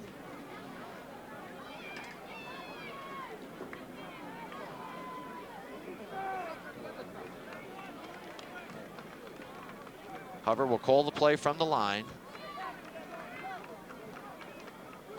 Drops straight back, turns to his right, looks, now goes back left. Still on his feet. How did he get away from that one, huh? Look at him get away. Ooh, good Picks block. up a good block as he gets close to the 45-yard line. And I'll tell you, Dave Kilkenny came up with a good tackle. And We got a flag across the field. Let's see what this is all about.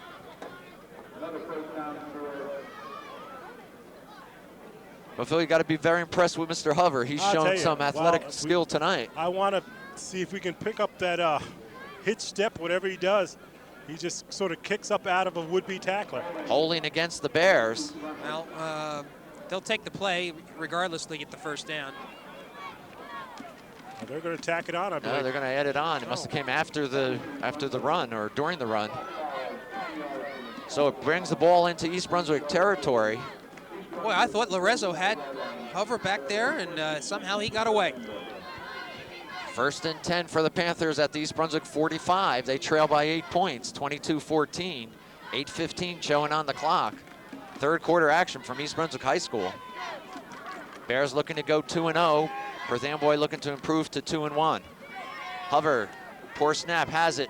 Has a man in the middle. Gets the ball to him for a couple. Dangerous pass.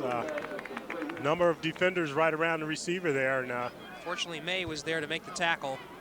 Short gain. Lopez on the reception. It'll be 2nd and 8. Somebody's open on the right side. really?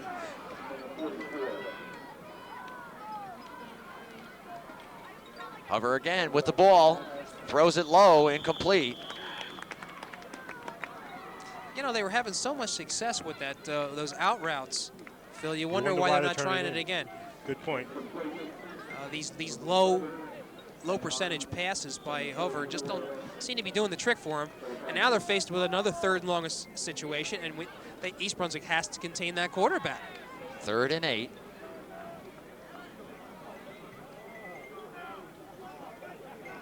Waiting for the number to come in from the sideline, then they all check their wristbands, as we mentioned before. And the shotgun, you're going to look for him to go something rather deep here if he can get the time. I put somebody just on Hover himself. And we have a delay of game. First time call tonight. I'll tell you, and that just drives coaches crazy, but I think the staff has put that one on themselves. Hover's saying, what is the play? You got to develop some kind of system for getting the play in there so you don't find yourself in this type of situation. Phil, what I think they're doing is the wide receiver to the right, or that one person closest to the Perth Amboy sideline, gets the number and then relays it through the team, and it goes from him all the way down the line of scrimmage to the far end on the left side. That time a breakdown in communications. 3rd and 15 now. Fake the end around. Hover still has it. He's looking deep downfield. He's got a man over LaBecca.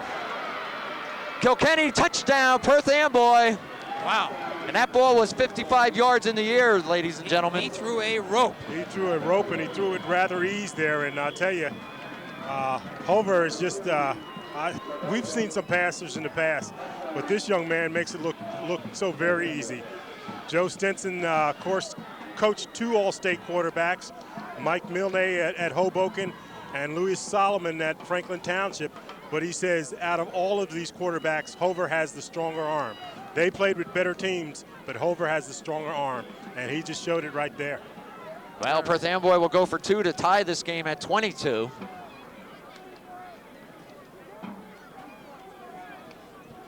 Rolls to his right, steps up, and he's not going anywhere this time. So East Brunswick will enjoy a 2-point lead. Nice job by the defense there. You got Paul Dumas right in the middle there.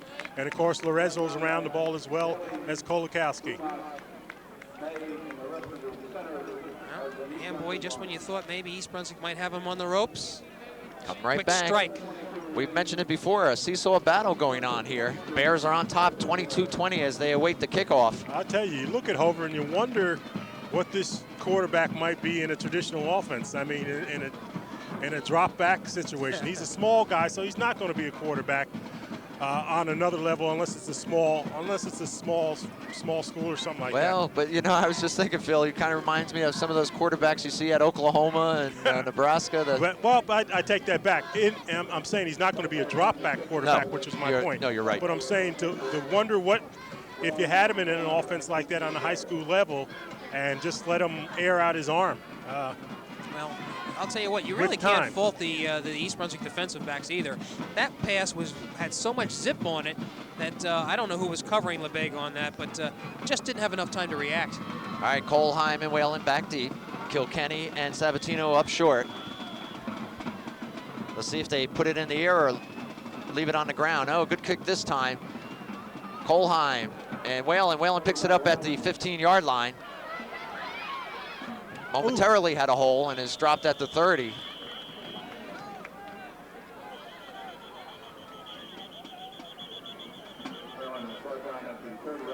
All right, and we have a Perth Amboy player down. And it looks like a leg cramp. I hope that's what it is with the player working on him. I'm looking at Whalen coming off. I want to take a good look at him. Had a number of people hit him, and again, I've had a shoulder separation, and it's no picnic. And just as soon as you think it's well, all you need is one good jar, and start feeling antsy again. But we don't have the number of the Perth Amboy player down. I'm looking here.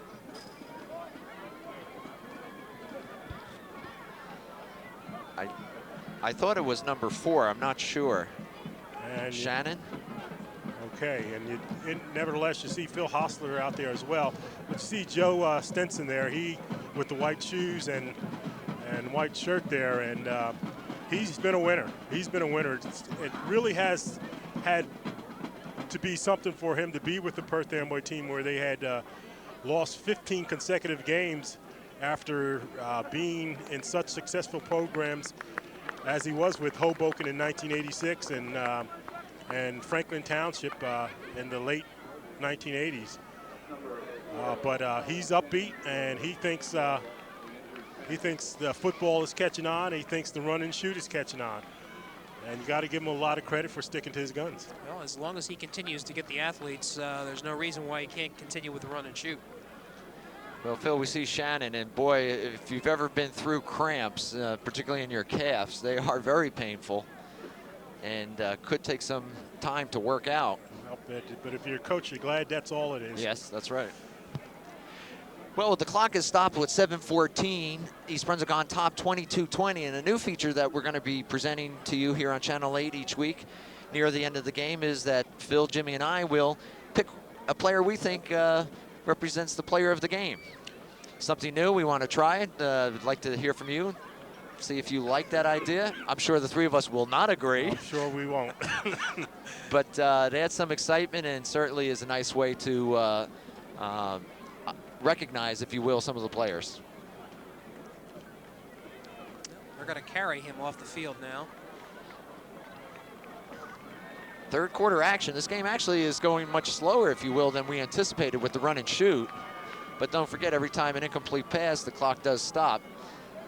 But East Brunswick will have the ball 1st and 10 from their own 30. They're on top 22-20. It's probably the the worst field position that they've had this evening. So it's going to be a long drive for them. Aji wide left, Tangway wide right. Kolheim calling signals. Kolheim still has it, turns the corner, steps up inside, still on his feet. Wow. And he's dropped after he picks up the first down at the 45-yard line. Why am I not surprised that he's running the ball more here? Well, he's the quarterback. He does the reading. He can call his own number when he chooses to. And I think this is the variable that East Brunswick needs to put into this offense to get Amboy just a little bit more uncertain as to what's happening. And this could open up the passing game for them. 1st and 10 for East Brunswick.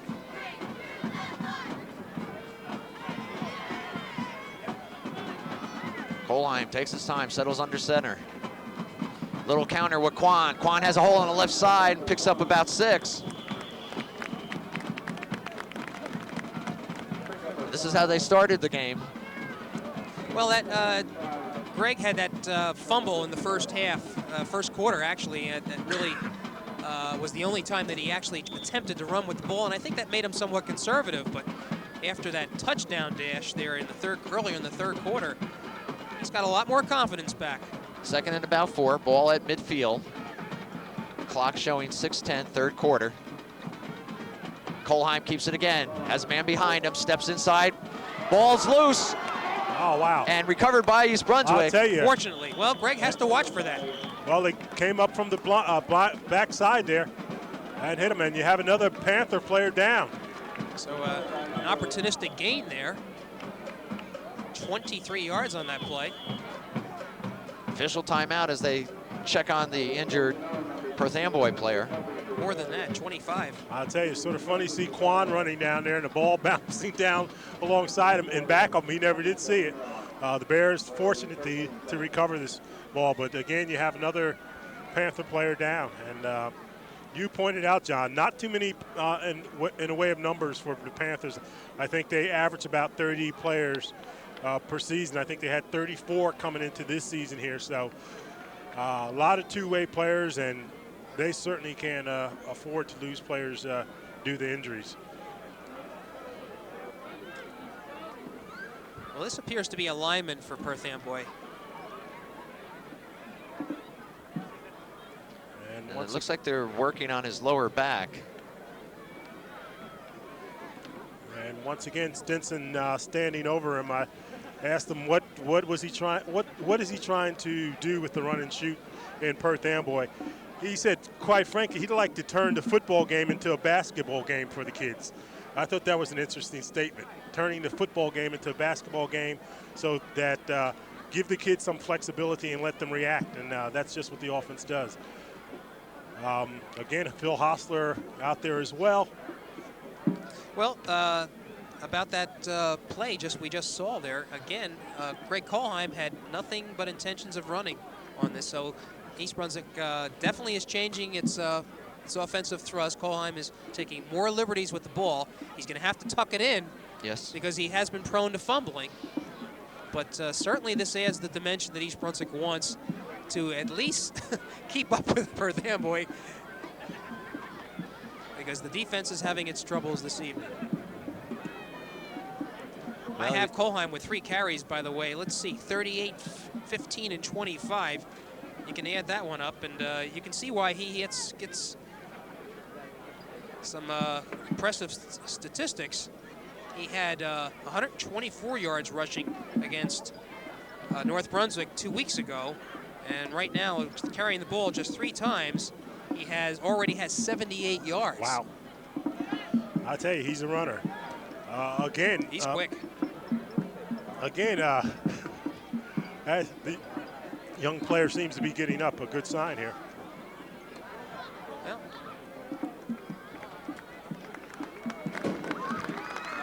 And the crowd gives him a nice hand. 51 is the player's number. That is John Watkins. And John Watkins is their best defensive player. He's 6'1", 230-pound junior. Missed all of the South Plainfield game and only played part of the game against J.P. Stevens. He had bad back injury early in the season. It looks like he's re-injured there. Guys, I think a pass play to Tangway might be in order here. Well, Tangway's put wide left with Aji. Going to the end zone. And right now, there's only one defensive back out there with the 2 wide receivers for East Brunswick. This would be the spot. Hover now moves over to help out. Kohlheim looking over the defense. And Kohlheim will roll to the left. He's got some room. Puts it up deep in the end zone, out of bounds. And Kohlheim got nailed. Now he was good. It was good for him to get out of there because he was being pursued. But you could see the play developing. East Brunswick had intentions of going to the end zone on that one. I'll tell you, look at Greg. He's a tough kid. I mean, he took a shot there, bounced right back up, and if you got a quarterback that has the ability that he has, and he's durable as well, it's only a big plus for you. That'll bring up 2nd and 10 for East Brunswick. The ball is spotted at the Perth Amboy 27. Clock showing 5:46 to go in the 3rd quarter. You're right. This is a slow-moving game, isn't it? Very. Very long game. Uh-huh. The sun is peeking up over the trees.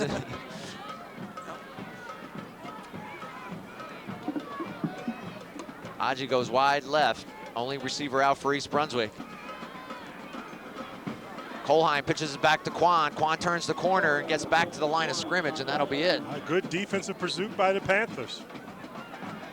Stretched them out to the sidelines till they had no place to go and finally made the tackle. Interestingly, East Brunswick had somebody coming this way on that play to the near side, a misdirection, and I wonder if the spotters for the Bears picked that up.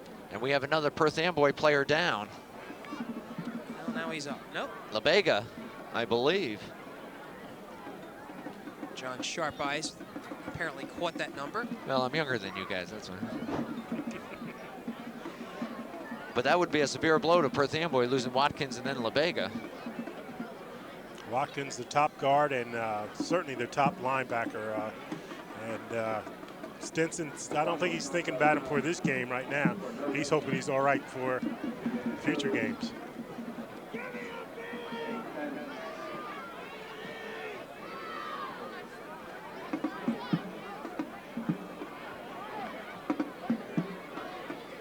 And they're still looking at the injured player on the sideline there. Well, I think he must be on the field. Yes. Which is well, I don't see number 3 in the lineup, so that must be LaBega down. And he's up.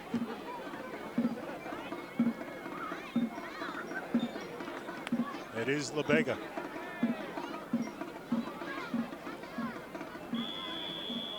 All right, so we'll wind it up one more time. 3rd and 9 for East Brunswick. He is limping. I will see that. I say that. Ball at the Perth Amboy 26. Well, they have the near side of the field here. There's that counter. There's the reverse. Aji has it. Whoa. And it's taken down. Great play by Perth Amboy's defensive back. Let's get to that young man's number. It was number, let me see if I can, number 7. Yes. And that's Brad Bishop.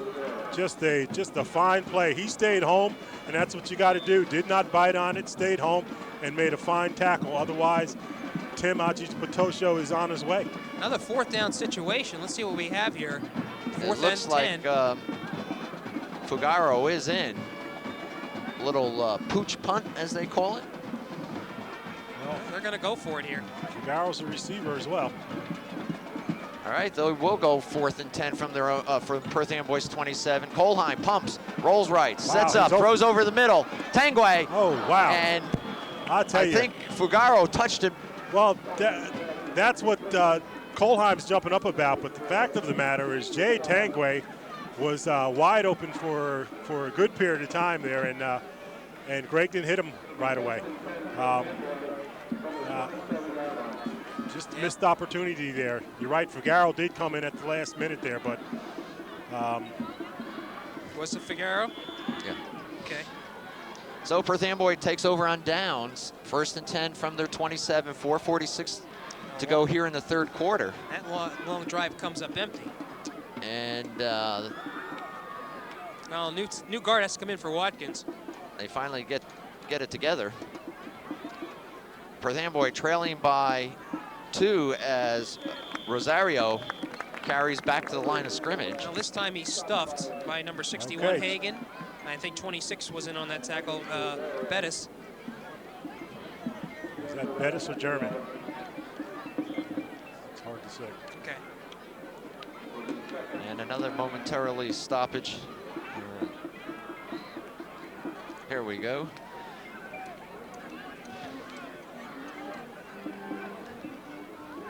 Second and 10, no gain by Rosario on that play. Hover looking. Good play by Lorenzo. And they pull him down. It was a good play because he stepped to the outside and that turned Contained over in, and, right. and he was also able to make the tackle. Right. Although he does pick up 3 yards. You're going to give him 3 in a situation like that. But here's the key play. You got to keep Hover from getting that first down, whether he throws it or gets it himself. 3rd and about 7. And I tell you, if you're the Panthers, you got to come up with a better system, I think. They seem to struggle getting the play in. Hover from the shotgun. High snap, pulls it down. He's pinched, he throws it up Wow. to Rosario. I'll tell you. And who's? Hagan again was in on that. I'll tell you, just an excellent play. High risk, huh? Of staying home there. Once again, if you don't stay home, you got all your defenders rushing in, and could have been a big play for the Panthers. And LeBega is limping. He took another hit on that one. And finally, the Bear defense comes up big when it has to. 4th and 11. Perth Amboy to punt. Tangway and Whalen go back deep.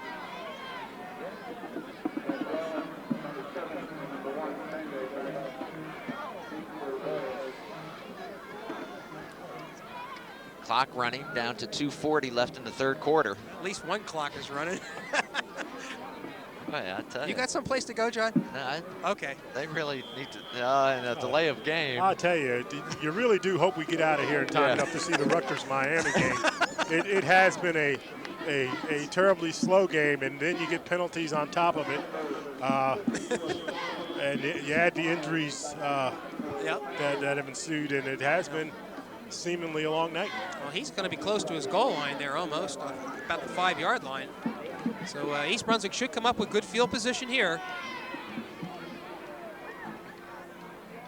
Good snap. The kick is off.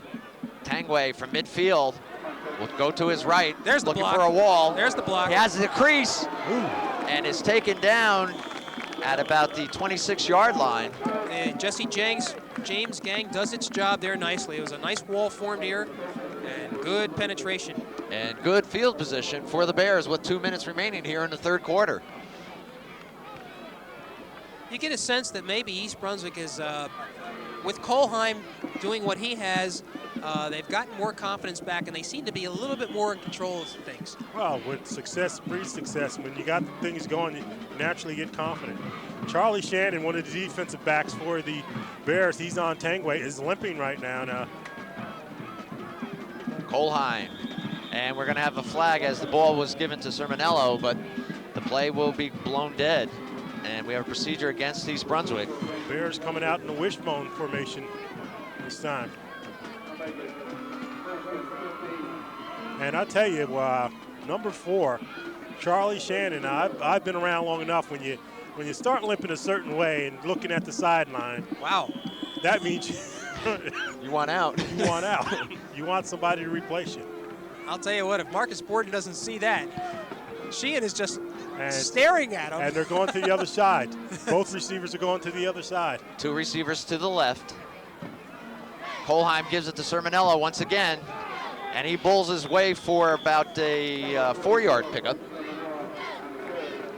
on a 1st and 15 call.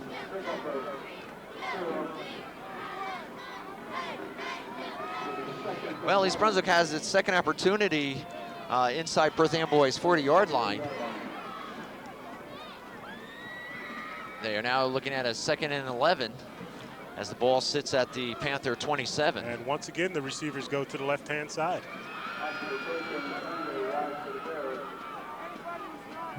Kohlheim, Sermonello, right side. Picks up about 5, bringing up a 3rd down.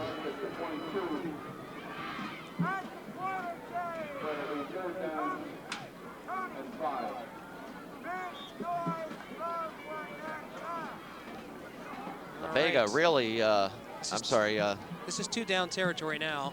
Cabrera for Perth Amboy, rubbing the back of his legs as though he's having some You think muscle it's perhaps the weather, cramps? temperature. Kolheim looks inside. Sabatino with the ball, dives Nice inside effort. the 20. He didn't get that first down, but I'll tell you what, he's close enough now so that East Brunswick can be somewhat more conservative on going for the 4th down. I tell you, Mark Sabatino, fine effort. And that should be it for the 3rd quarter. As East Brunswick takes its 22-20 lead to the final 12 minutes. We have enough tape, guys? That was the longest quarter I can remember. Well, so East Brunswick scores once. Perth Amboy comes back, misses on the extra point, so the score 22-20. And East Brunswick will have a 4th and 2 when we resume play. Well, you saw the change in strategy by East Brunswick in that 3rd quarter, and that was Greg Kolheim taking things under his own control and running the ball. He had 3 rushes for 78 yards, and that long touchdown jaunt of his was what really gave East Brunswick the impetus. Well, the Bears have had, over the years, certainly some fine quarterbacks. I think when it comes down to running, certainly Greg Kolheim has to be put up there in the top without a doubt. It's just brilliantly strong and strides.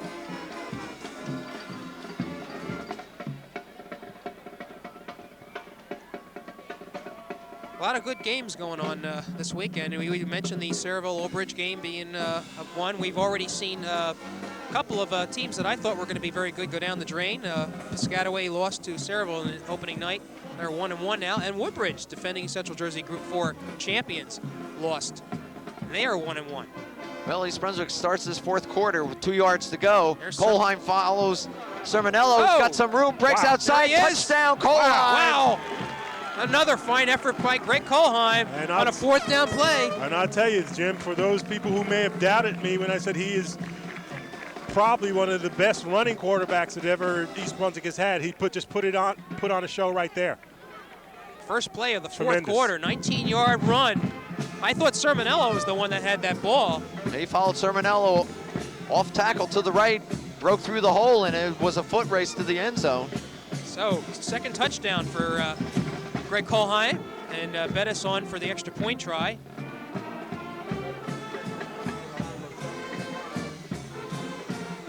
Klein sets it down, Bettis puts his foot through, and it's 29-20. Okay.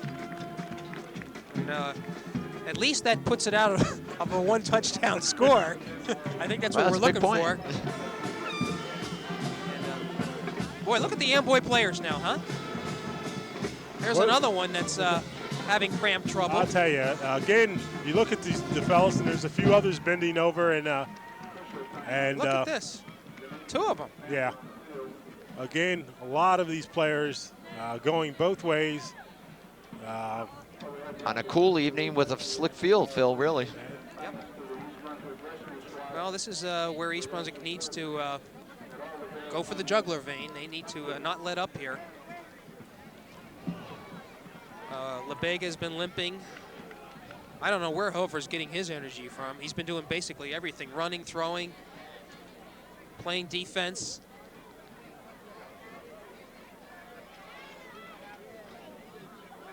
And this lineman, I don't know who this is. Can't see. He's a big one. Let's see. That may be Watkins again. It's 56. 56. That would be Julian Richardson. 6'4" senior, 205 pounds. Tackle for the Panthers. And the Panthers are in the white division now, gentlemen. They dropped down just this year because of the enrollment of boys playing football is so small. Are they Group 4, Phil, or Group 3? Because that's a. I mean, I'm. You know, 2nd game into the season, I already start thinking playoffs, believe it or not, because of this very complicated power rating system where if it's a multiple based on the size of the group, and if East Brunswick does win this game, they will get power points ×3 rather than ×4. I think it may be 4, regardless. Bettis fielded by Perth Amboy at the 12. Smacked. And down across the 20. It's good coverage by the Jesse James gang once again. I'll tell you, Teddy Wright on the specialty teams have been doing the job. He was there along with Dan Lovezzo. And again, you see faces on defense that don't necessarily play offense a lot, and that has to help the Bears, especially at this stage of the game. Our score is 29-20. East Brunswick on top. Perth Amboy has the ball, 1st and 10 from their own 25. 11:39 remaining in the game.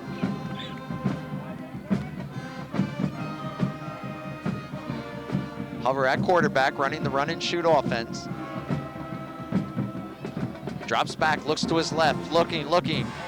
Now will slide to his right, and he's going to be dropped for a loss. Oh, yes, he was smacked by Bettis there. I'll tell you, he had some room there, should have kept stepping, had plenty of room here, decided to try to cut back in and got, as you said, smacked. That'll make it 2nd and 10. They say he got back to the line of scrimmage.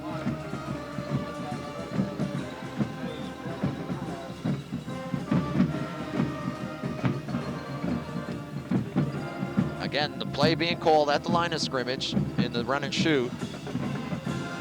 This is shotgun. No, it's not. I'm sorry.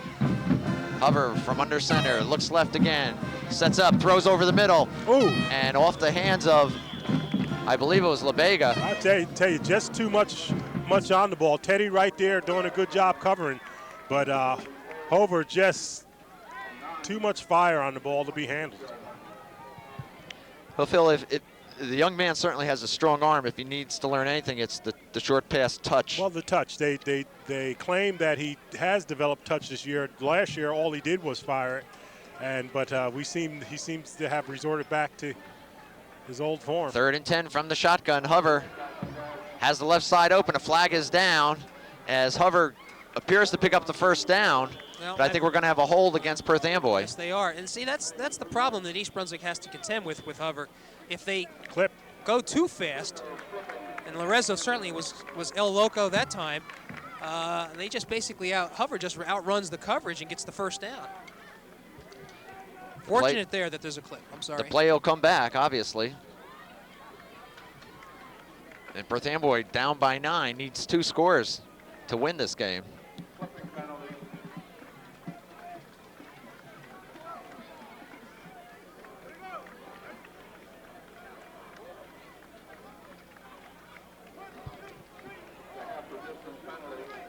And that'll put Perth Amboy back to the 10 on a half a distance to the goal penalty.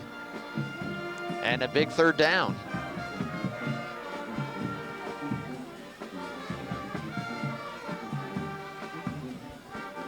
Hover brings him out from the shotgun, 3rd and 20 from his own 15. Looking to his left, still looking, needs some help. Drops the ball. Oh, jeez. Mercy. And we'll wait for a signal. Whoa, what happened there? It's still popping. And Perth Amboy seems to have fallen on it. So it'll bring up 4th down. And it's just an example of a player that's just trying to do too much. Yeah. That just has to do too much in this offense here. Yeah. And now, difficult 4th down situation now. Amboy's going to be in their end zone, kicking out. And East Brunswick should come up with good field position. And I think they should waste little time here and try to get the ball into the end zone. Go for a quick strike. I think they have Amboy reeling right now. Well, from their own 11, that's where the line of scrimmage is. The punter for Perth Amboy will be in his own end zone. And you got to think the Bears may be coming to block this one. Either way, they're in good shape.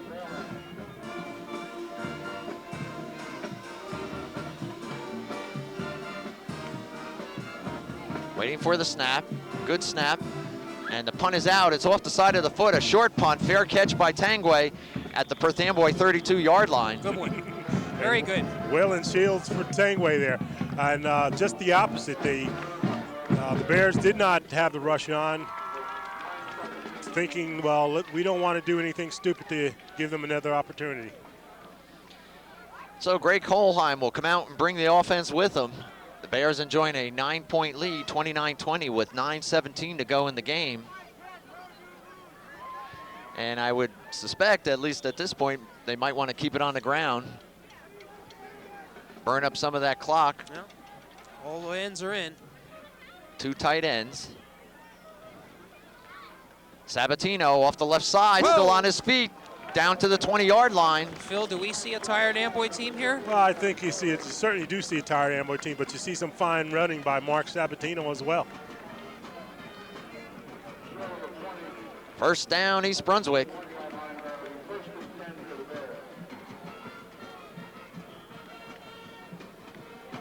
And the clock continues to run in East Brunswick's favor.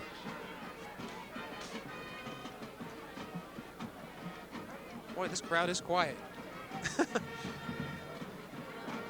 Sermonello off the right side. A decided surge for East Brunswick. And the Panthers are there, not quite making the tackle on the first hit there. Sermonello picks up 3. It'll be 2nd and 7.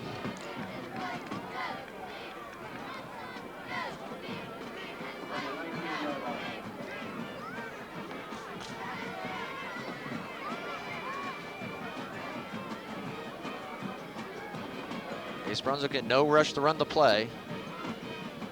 Kolheim keeps left side. He's got it wide open. His full race to the corner. That's touchdown, East Brunswick. Okay. Thought he dropped that a little prematurely, huh? It popped out of his hand and hit his knee. But he's in for the touchdown, his 3rd touchdown of the day. And another 19-yarder. I know who my player of the game is. I'm going to agree with you on this one. You're going to no argument from me. Just a fine performance by Gray. Well, he really does. When he gets in the open field, boy, he flies. So Kolheim goes 20 yards for the score. And bet is on for the 36th point for East Brunswick. Uh-oh. And the kick is wide right. There goes the streak. But the Bears enjoying a 15-point advantage with 8:12 to go in the game.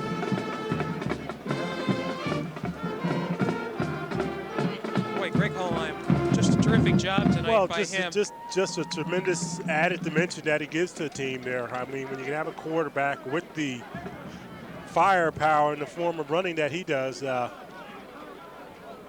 and he's in control of the helm. The point is, he can keep pitch or take off, and more often than not, he takes off, and the results have been outstanding. Well, his results are, in this second half alone, 6 carries for 128 yards and 3 touchdowns. And that combined with his 124 yards that he had the week 2 weeks ago makes him 250 yards in 2 games. That's quite an average. That's quite an You're right. And I think the thing about this game here is that Greg came in this game with Ali Hover certainly receiving all the attention, as much of the attention, I should say, as quarterback. And Bettis puts it on the ground. It's off a Perth Amboy player.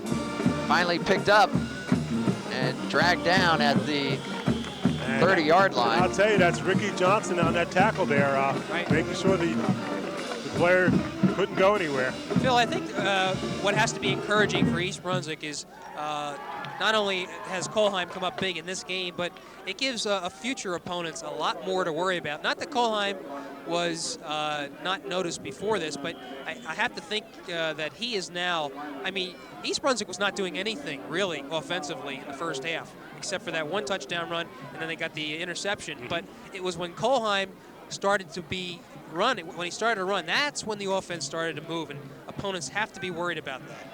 Hover, no secret here. He's got to put it up in the air, and he does. Woo. And right through the arms of his receiver, number 37, and that's Cabrera, who's been having some leg problems. And again, and again, how strong of an arm can a 5'9", 170-pounder have? You see it. I mean, again, just he threw the ball too hard. It's just tremendous velocity on it.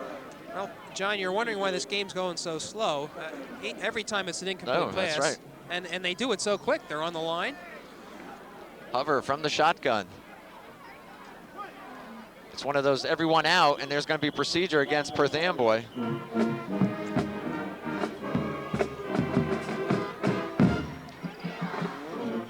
Well, good thing we don't have a home and away series in the same year, because if yeah, you don't want to see these guys again. Well, the next time you play them, we'd have to start this early in the morning. But seriously, getting back to a little bit about Greg Kohlheim, and more so about the Bears, they really haven't developed their full package. I think the passing game is lagging behind, seems to be lagging behind now. Yeah. Maybe they feel they don't have to use it. But if they get their passing game going, they'll be formidable. Hover. Has to take it himself. And he's squashed sandwiched, more like it, between two Bears. And it seems like every play now, an Amboy player is going down with cramps.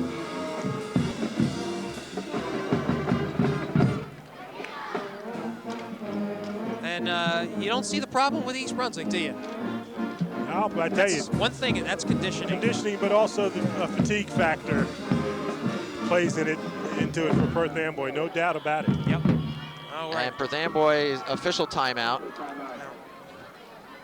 Might be an equipment problem for Ali Hover. He may be asking what day it is, because he really got squashed in between a host of East Brunswick defenders there. And again, I'll tell you, I like the young man. Again, 5'9", 170. To be as tough as he is and as strong as he seems to be it's quite amazing. Perth Amboy with a 3rd and 11 from their own 30. Clock showing 7 minutes remaining in the game. The Bears on top, 35-20. Hover looking downfield.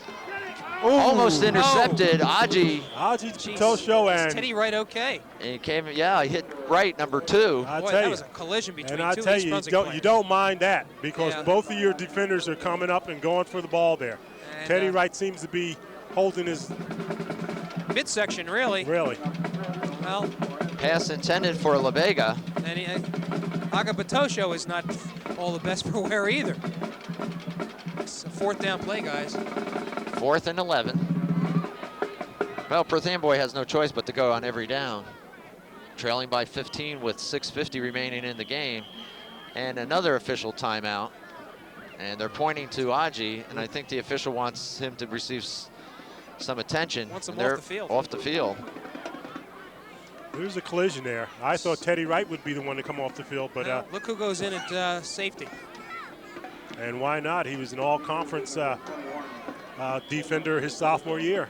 I'll give you a reason why not. Like Oldbridge, like Saraville, like a 15-point lead. But Kohlheim is in there. Uh-oh. Hover needs to scramble. Bettis is going to get him. Still on his feet. This young man's unbelievable. Well, it's, and they finally wrap him up. You can run, but you can't hide. Great play by the East Brunswick defense. And boy, give them a hand. We were telling everybody that there was some problems with this East Brunswick defense, but certainly they have come to fore in the second half. So the Bears will take over on downs, 1st and 10 from the Perth Amboy 30. Excellent field position, 30. That's the 20. I'm sorry. That's the 18-yard Perth line. Amboy 19. John. Time of night is starting to catch up with me. And I think Perth Amboy just wants this game to be over with. But they would help all of us if they'd start running the ball. Kohlheim, 2 tight end offense. Sermonello, right side, big hole, still on his feet as he's dragged down inside the 10. Nice pickup by the junior fullback. And with the wide receivers out, pretty much that's what you're going to see is them running the ball. Ricky Johnson coming in the game to take Quan's place.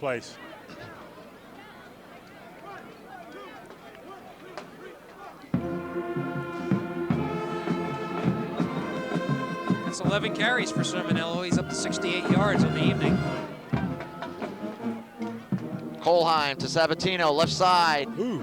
Spins his way down inside the 5. And that's a 1st down for the Bears. 1st and goal.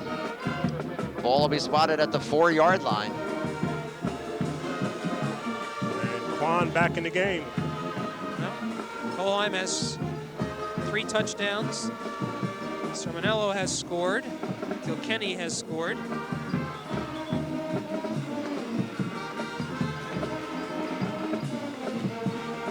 Quan, is he in? It's close. And he'll spot the ball just short of the goal.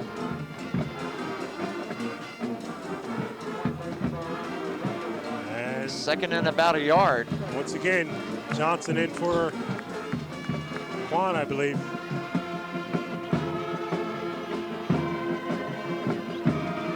Phil, something that I've been watching this year, the Associated Press is now picking its, I think it's top 25 in the state of New Jersey.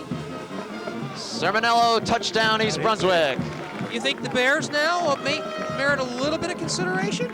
I don't think so, if you want the honest truth, but 42-0 and 41-20. I think they got to start moving up in Middlesex County first before they start moving up in the state. Well, they're already up in Middlesex County. Sermonello, 1-yard touchdown run.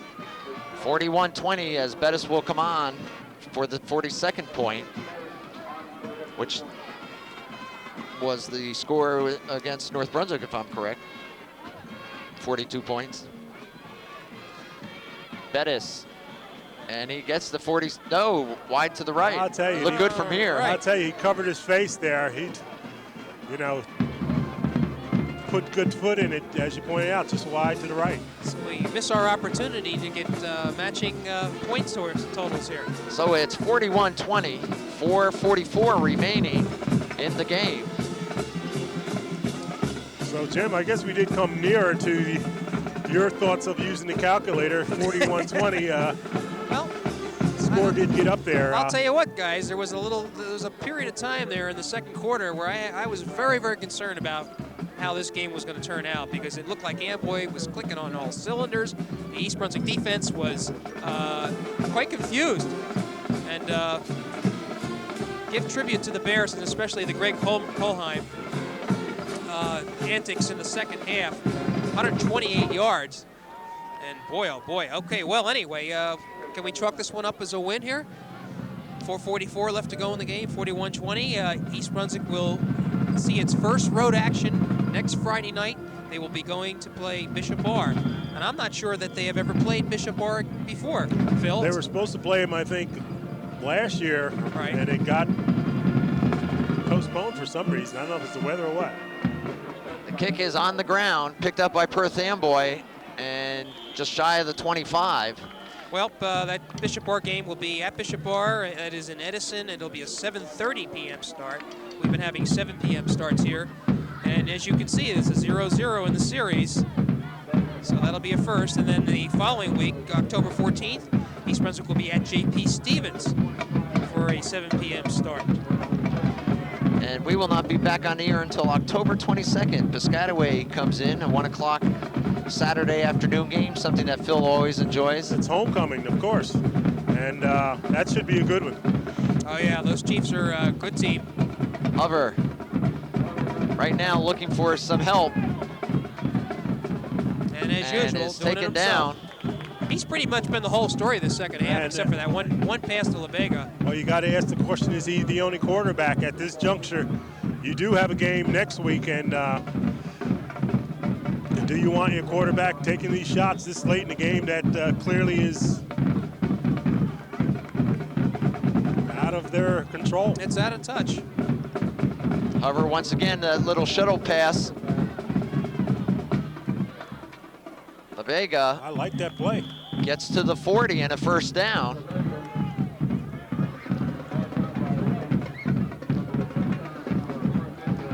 A little bit of too little, too late. Right, the Panthers haven't given up, though. They still would like to get one on the board.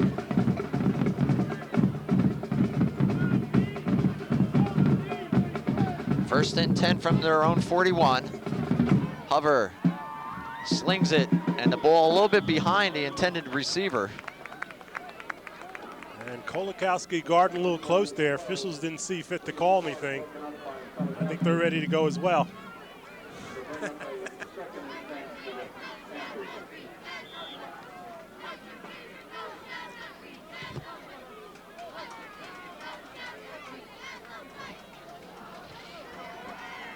Second and 10. Hover again with that little nice dump block. off. And Brown has it. He's kind of dragging one leg behind him. You're right. He gets that first down. But you talked about the Bears and who they're going to meet, but fathom this, Stinson, who took the place of Jerry Youngchuck at Perth Amboy 3 years ago, will be, and of course Youngchuck was the former East Brunswick assistant, will be traveling to Edison to play none other than the affable Jerry Youngchuck. Should be interesting for both coaches.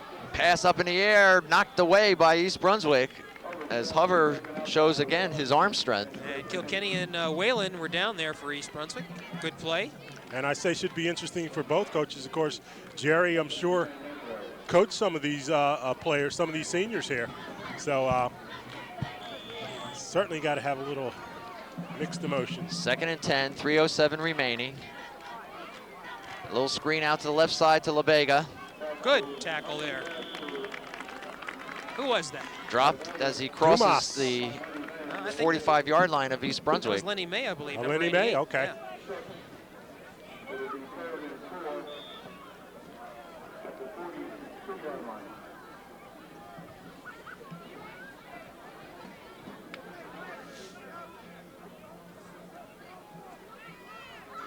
We'll end around. LaBega, Oh, another good tackle by May. and it'll bring up fourth down. And this is last shot for Amboy, maybe.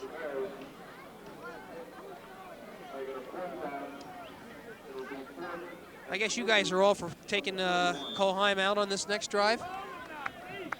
I'm sure you'll see Kilkenny. Hover Ooh. to Rosario. Well, Rosario has the first down. I thought Dumas, May, and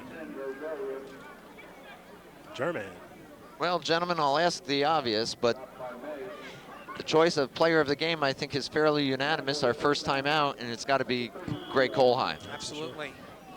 128 yards on the evening with 3 touchdowns, 3 important touchdowns when it seemed that Perth Amboy was on the verge of taking control of this game. However, Right through the hands of Kilkenny, actually. well, Jim, you asked the question last game. This time we were talking about what did the victory mean for the Bears, and certainly this time I think we said we'd have to wait till they met Perth Amboy to get a feel for what type of team they have. Right, more meaningful victory tonight. Certainly a lot more meaningful victory, I would say. And when you consider they've scored 42 points in the first game and 41 points in the second game, maybe your question isn't so far-fetched, but I still think it's early. Second down for the Panthers. Well, we're starting to see a washout here in the GMC red at least. Certainly Oldbridge. Whoops, here we go. This kid. And Whalen with the interception. He's something, huh? And there's a flag.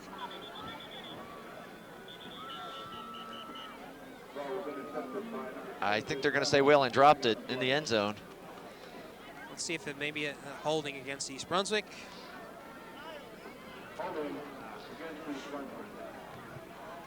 Again, Automatic first down. again, Hover didn't complete the pass, but Comment I wanted to make about the GMC red is that you're starting to see an upper echelon and a lower echelon of teams emerge. On the upper echelon, you have to consider Saraville, Oldbridge, East Brunswick, and probably Piscataway and Woodbridge, and everybody else after that. well, I don't know if you can say that, Jim. I mean, you can't say it just for 1 year. I mean, if there's a clear pattern, I mean, Edison clearly Hover gets it off. has been great for the past few years, and Right. now they're down this down. year because only 1 or 2 starters returning. Right. But you know, I'm I just didn't saying, say Bishop Bar now has to be included in the mix. You know, they have only had 1 game, 27-0 over North Brunswick. So, and Tony Ashatino, quality coach for the Trojans. Hover to his left, still has the ball and is dropped. with 1 minute remaining in the game. It's a Teddy Wright, not too big, but doesn't mind firing in there. Timeout Perth Amboy. Not much to say when you're down by 21 points with a minute left. And you gotta wonder what Stinson's going to say here.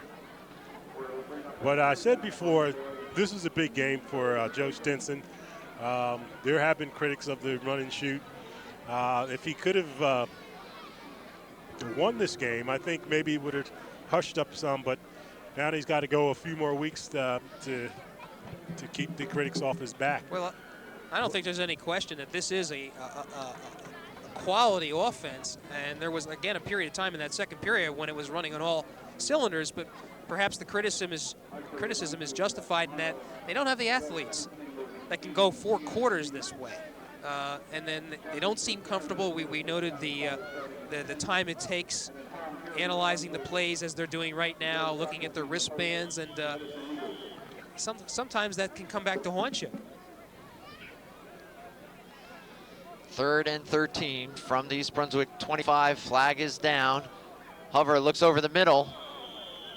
Ball knocked away. And Whalen almost comes up with another interception, diving forward after it was tipped, to no avail. Well, if you look at the storyline for this game, it was Greg Holheim on offense, but that's East Brunswick defense this second half basically shutting down a very high and potent Perth Amboy offense. Just that one 50-yard rifle from over to LaBega at 7:22 of the third quarter, but Kolheim scores 3 times, one on a 38-yard touchdown run in the third quarter and 2 19-yard touchdown runs in the fourth quarter. And that's been the story. This is it, 4th down. Hover looks over deep, over the middle, had a man, and hit him in the hands. Yeah. Bad spot. Yep. It was open. So East Brunswick probably is going to run the clock out here, guys. I would hope so with 54 seconds. A outstanding effort by the Bears, and some of the fans on their feet clapping, those remaining. Yeah. That's nice to see. That defense gets a hand. Nice to see the team gets a hand, I think. I think they appreciate this effort that the Bears put forth today. All right, Kolheim, it looks like he is going to run out the string here. Yes or no? Oh. Well, he is. And that's all we need is one more mad dash. I don't think you'll see No. a dash. I think you're going to see him go to the... No, don't go to the knee. Because please, whatever you do, don't go to the knee. Run it out some way. And a flag is down. Which stops the clock. Our Procedure crew against here East is Brunswick. shaking its head collectively. It's been a long day. I wonder if Burger King This is still game is open. just short of 3 hours long. Incredible. Like I said, I'm glad we won't be seeing Perth Amboy again this year. I think Amboy's going to cause some trouble for some teams, though. I you would know? think so.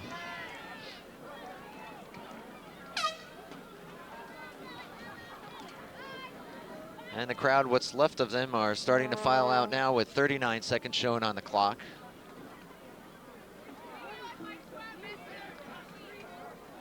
Sermonella. Well, it's that last play. That should be it. Down to 20 seconds. And East Brunswick now will go to 2-0. Perth Amboy will fall to 1-2. We mentioned East Brunswick will take on Bishop Bar next week and Stevens the following week. Both games are road games. We'll be back with you here on Channel 8 October 22nd when East Brunswick comes home Saturday afternoon, homecoming, to take on the Piscataway Chiefs. And that's it, the final here from East Brunswick High School. The Bears 41 and the Panthers 20. And not much more you can say, guys. I think we've said it all. It really is. No, Fine effort, and it renews East Brunswick's confidence going into a Bishop Bar game next Friday night, which is not going to be easy. I'll tell you what, we'll have to wait and see what Bishop Bar does this weekend. But they have played one game thus far, 27-0, and we'll see. Bill? Oh, but just a good victory for the Bears. About time we get back here, conceivably, they could be 4-0, really. They've very strong on offense. I think they need to spread it out a little bit more. The passing game has to be developed a little bit more. But just a fine overall effort, though. Well, we hope the East Brunswick fans come out to those games at Bishop Bar and J.P. Stevens to watch this team. It's an exciting team. They certainly can score. They have the defense. And this could be maybe a surprise year for all of us. So for Phil Hill and Jim Allinder, I'm John Meggiolaro saying thanks for being with us.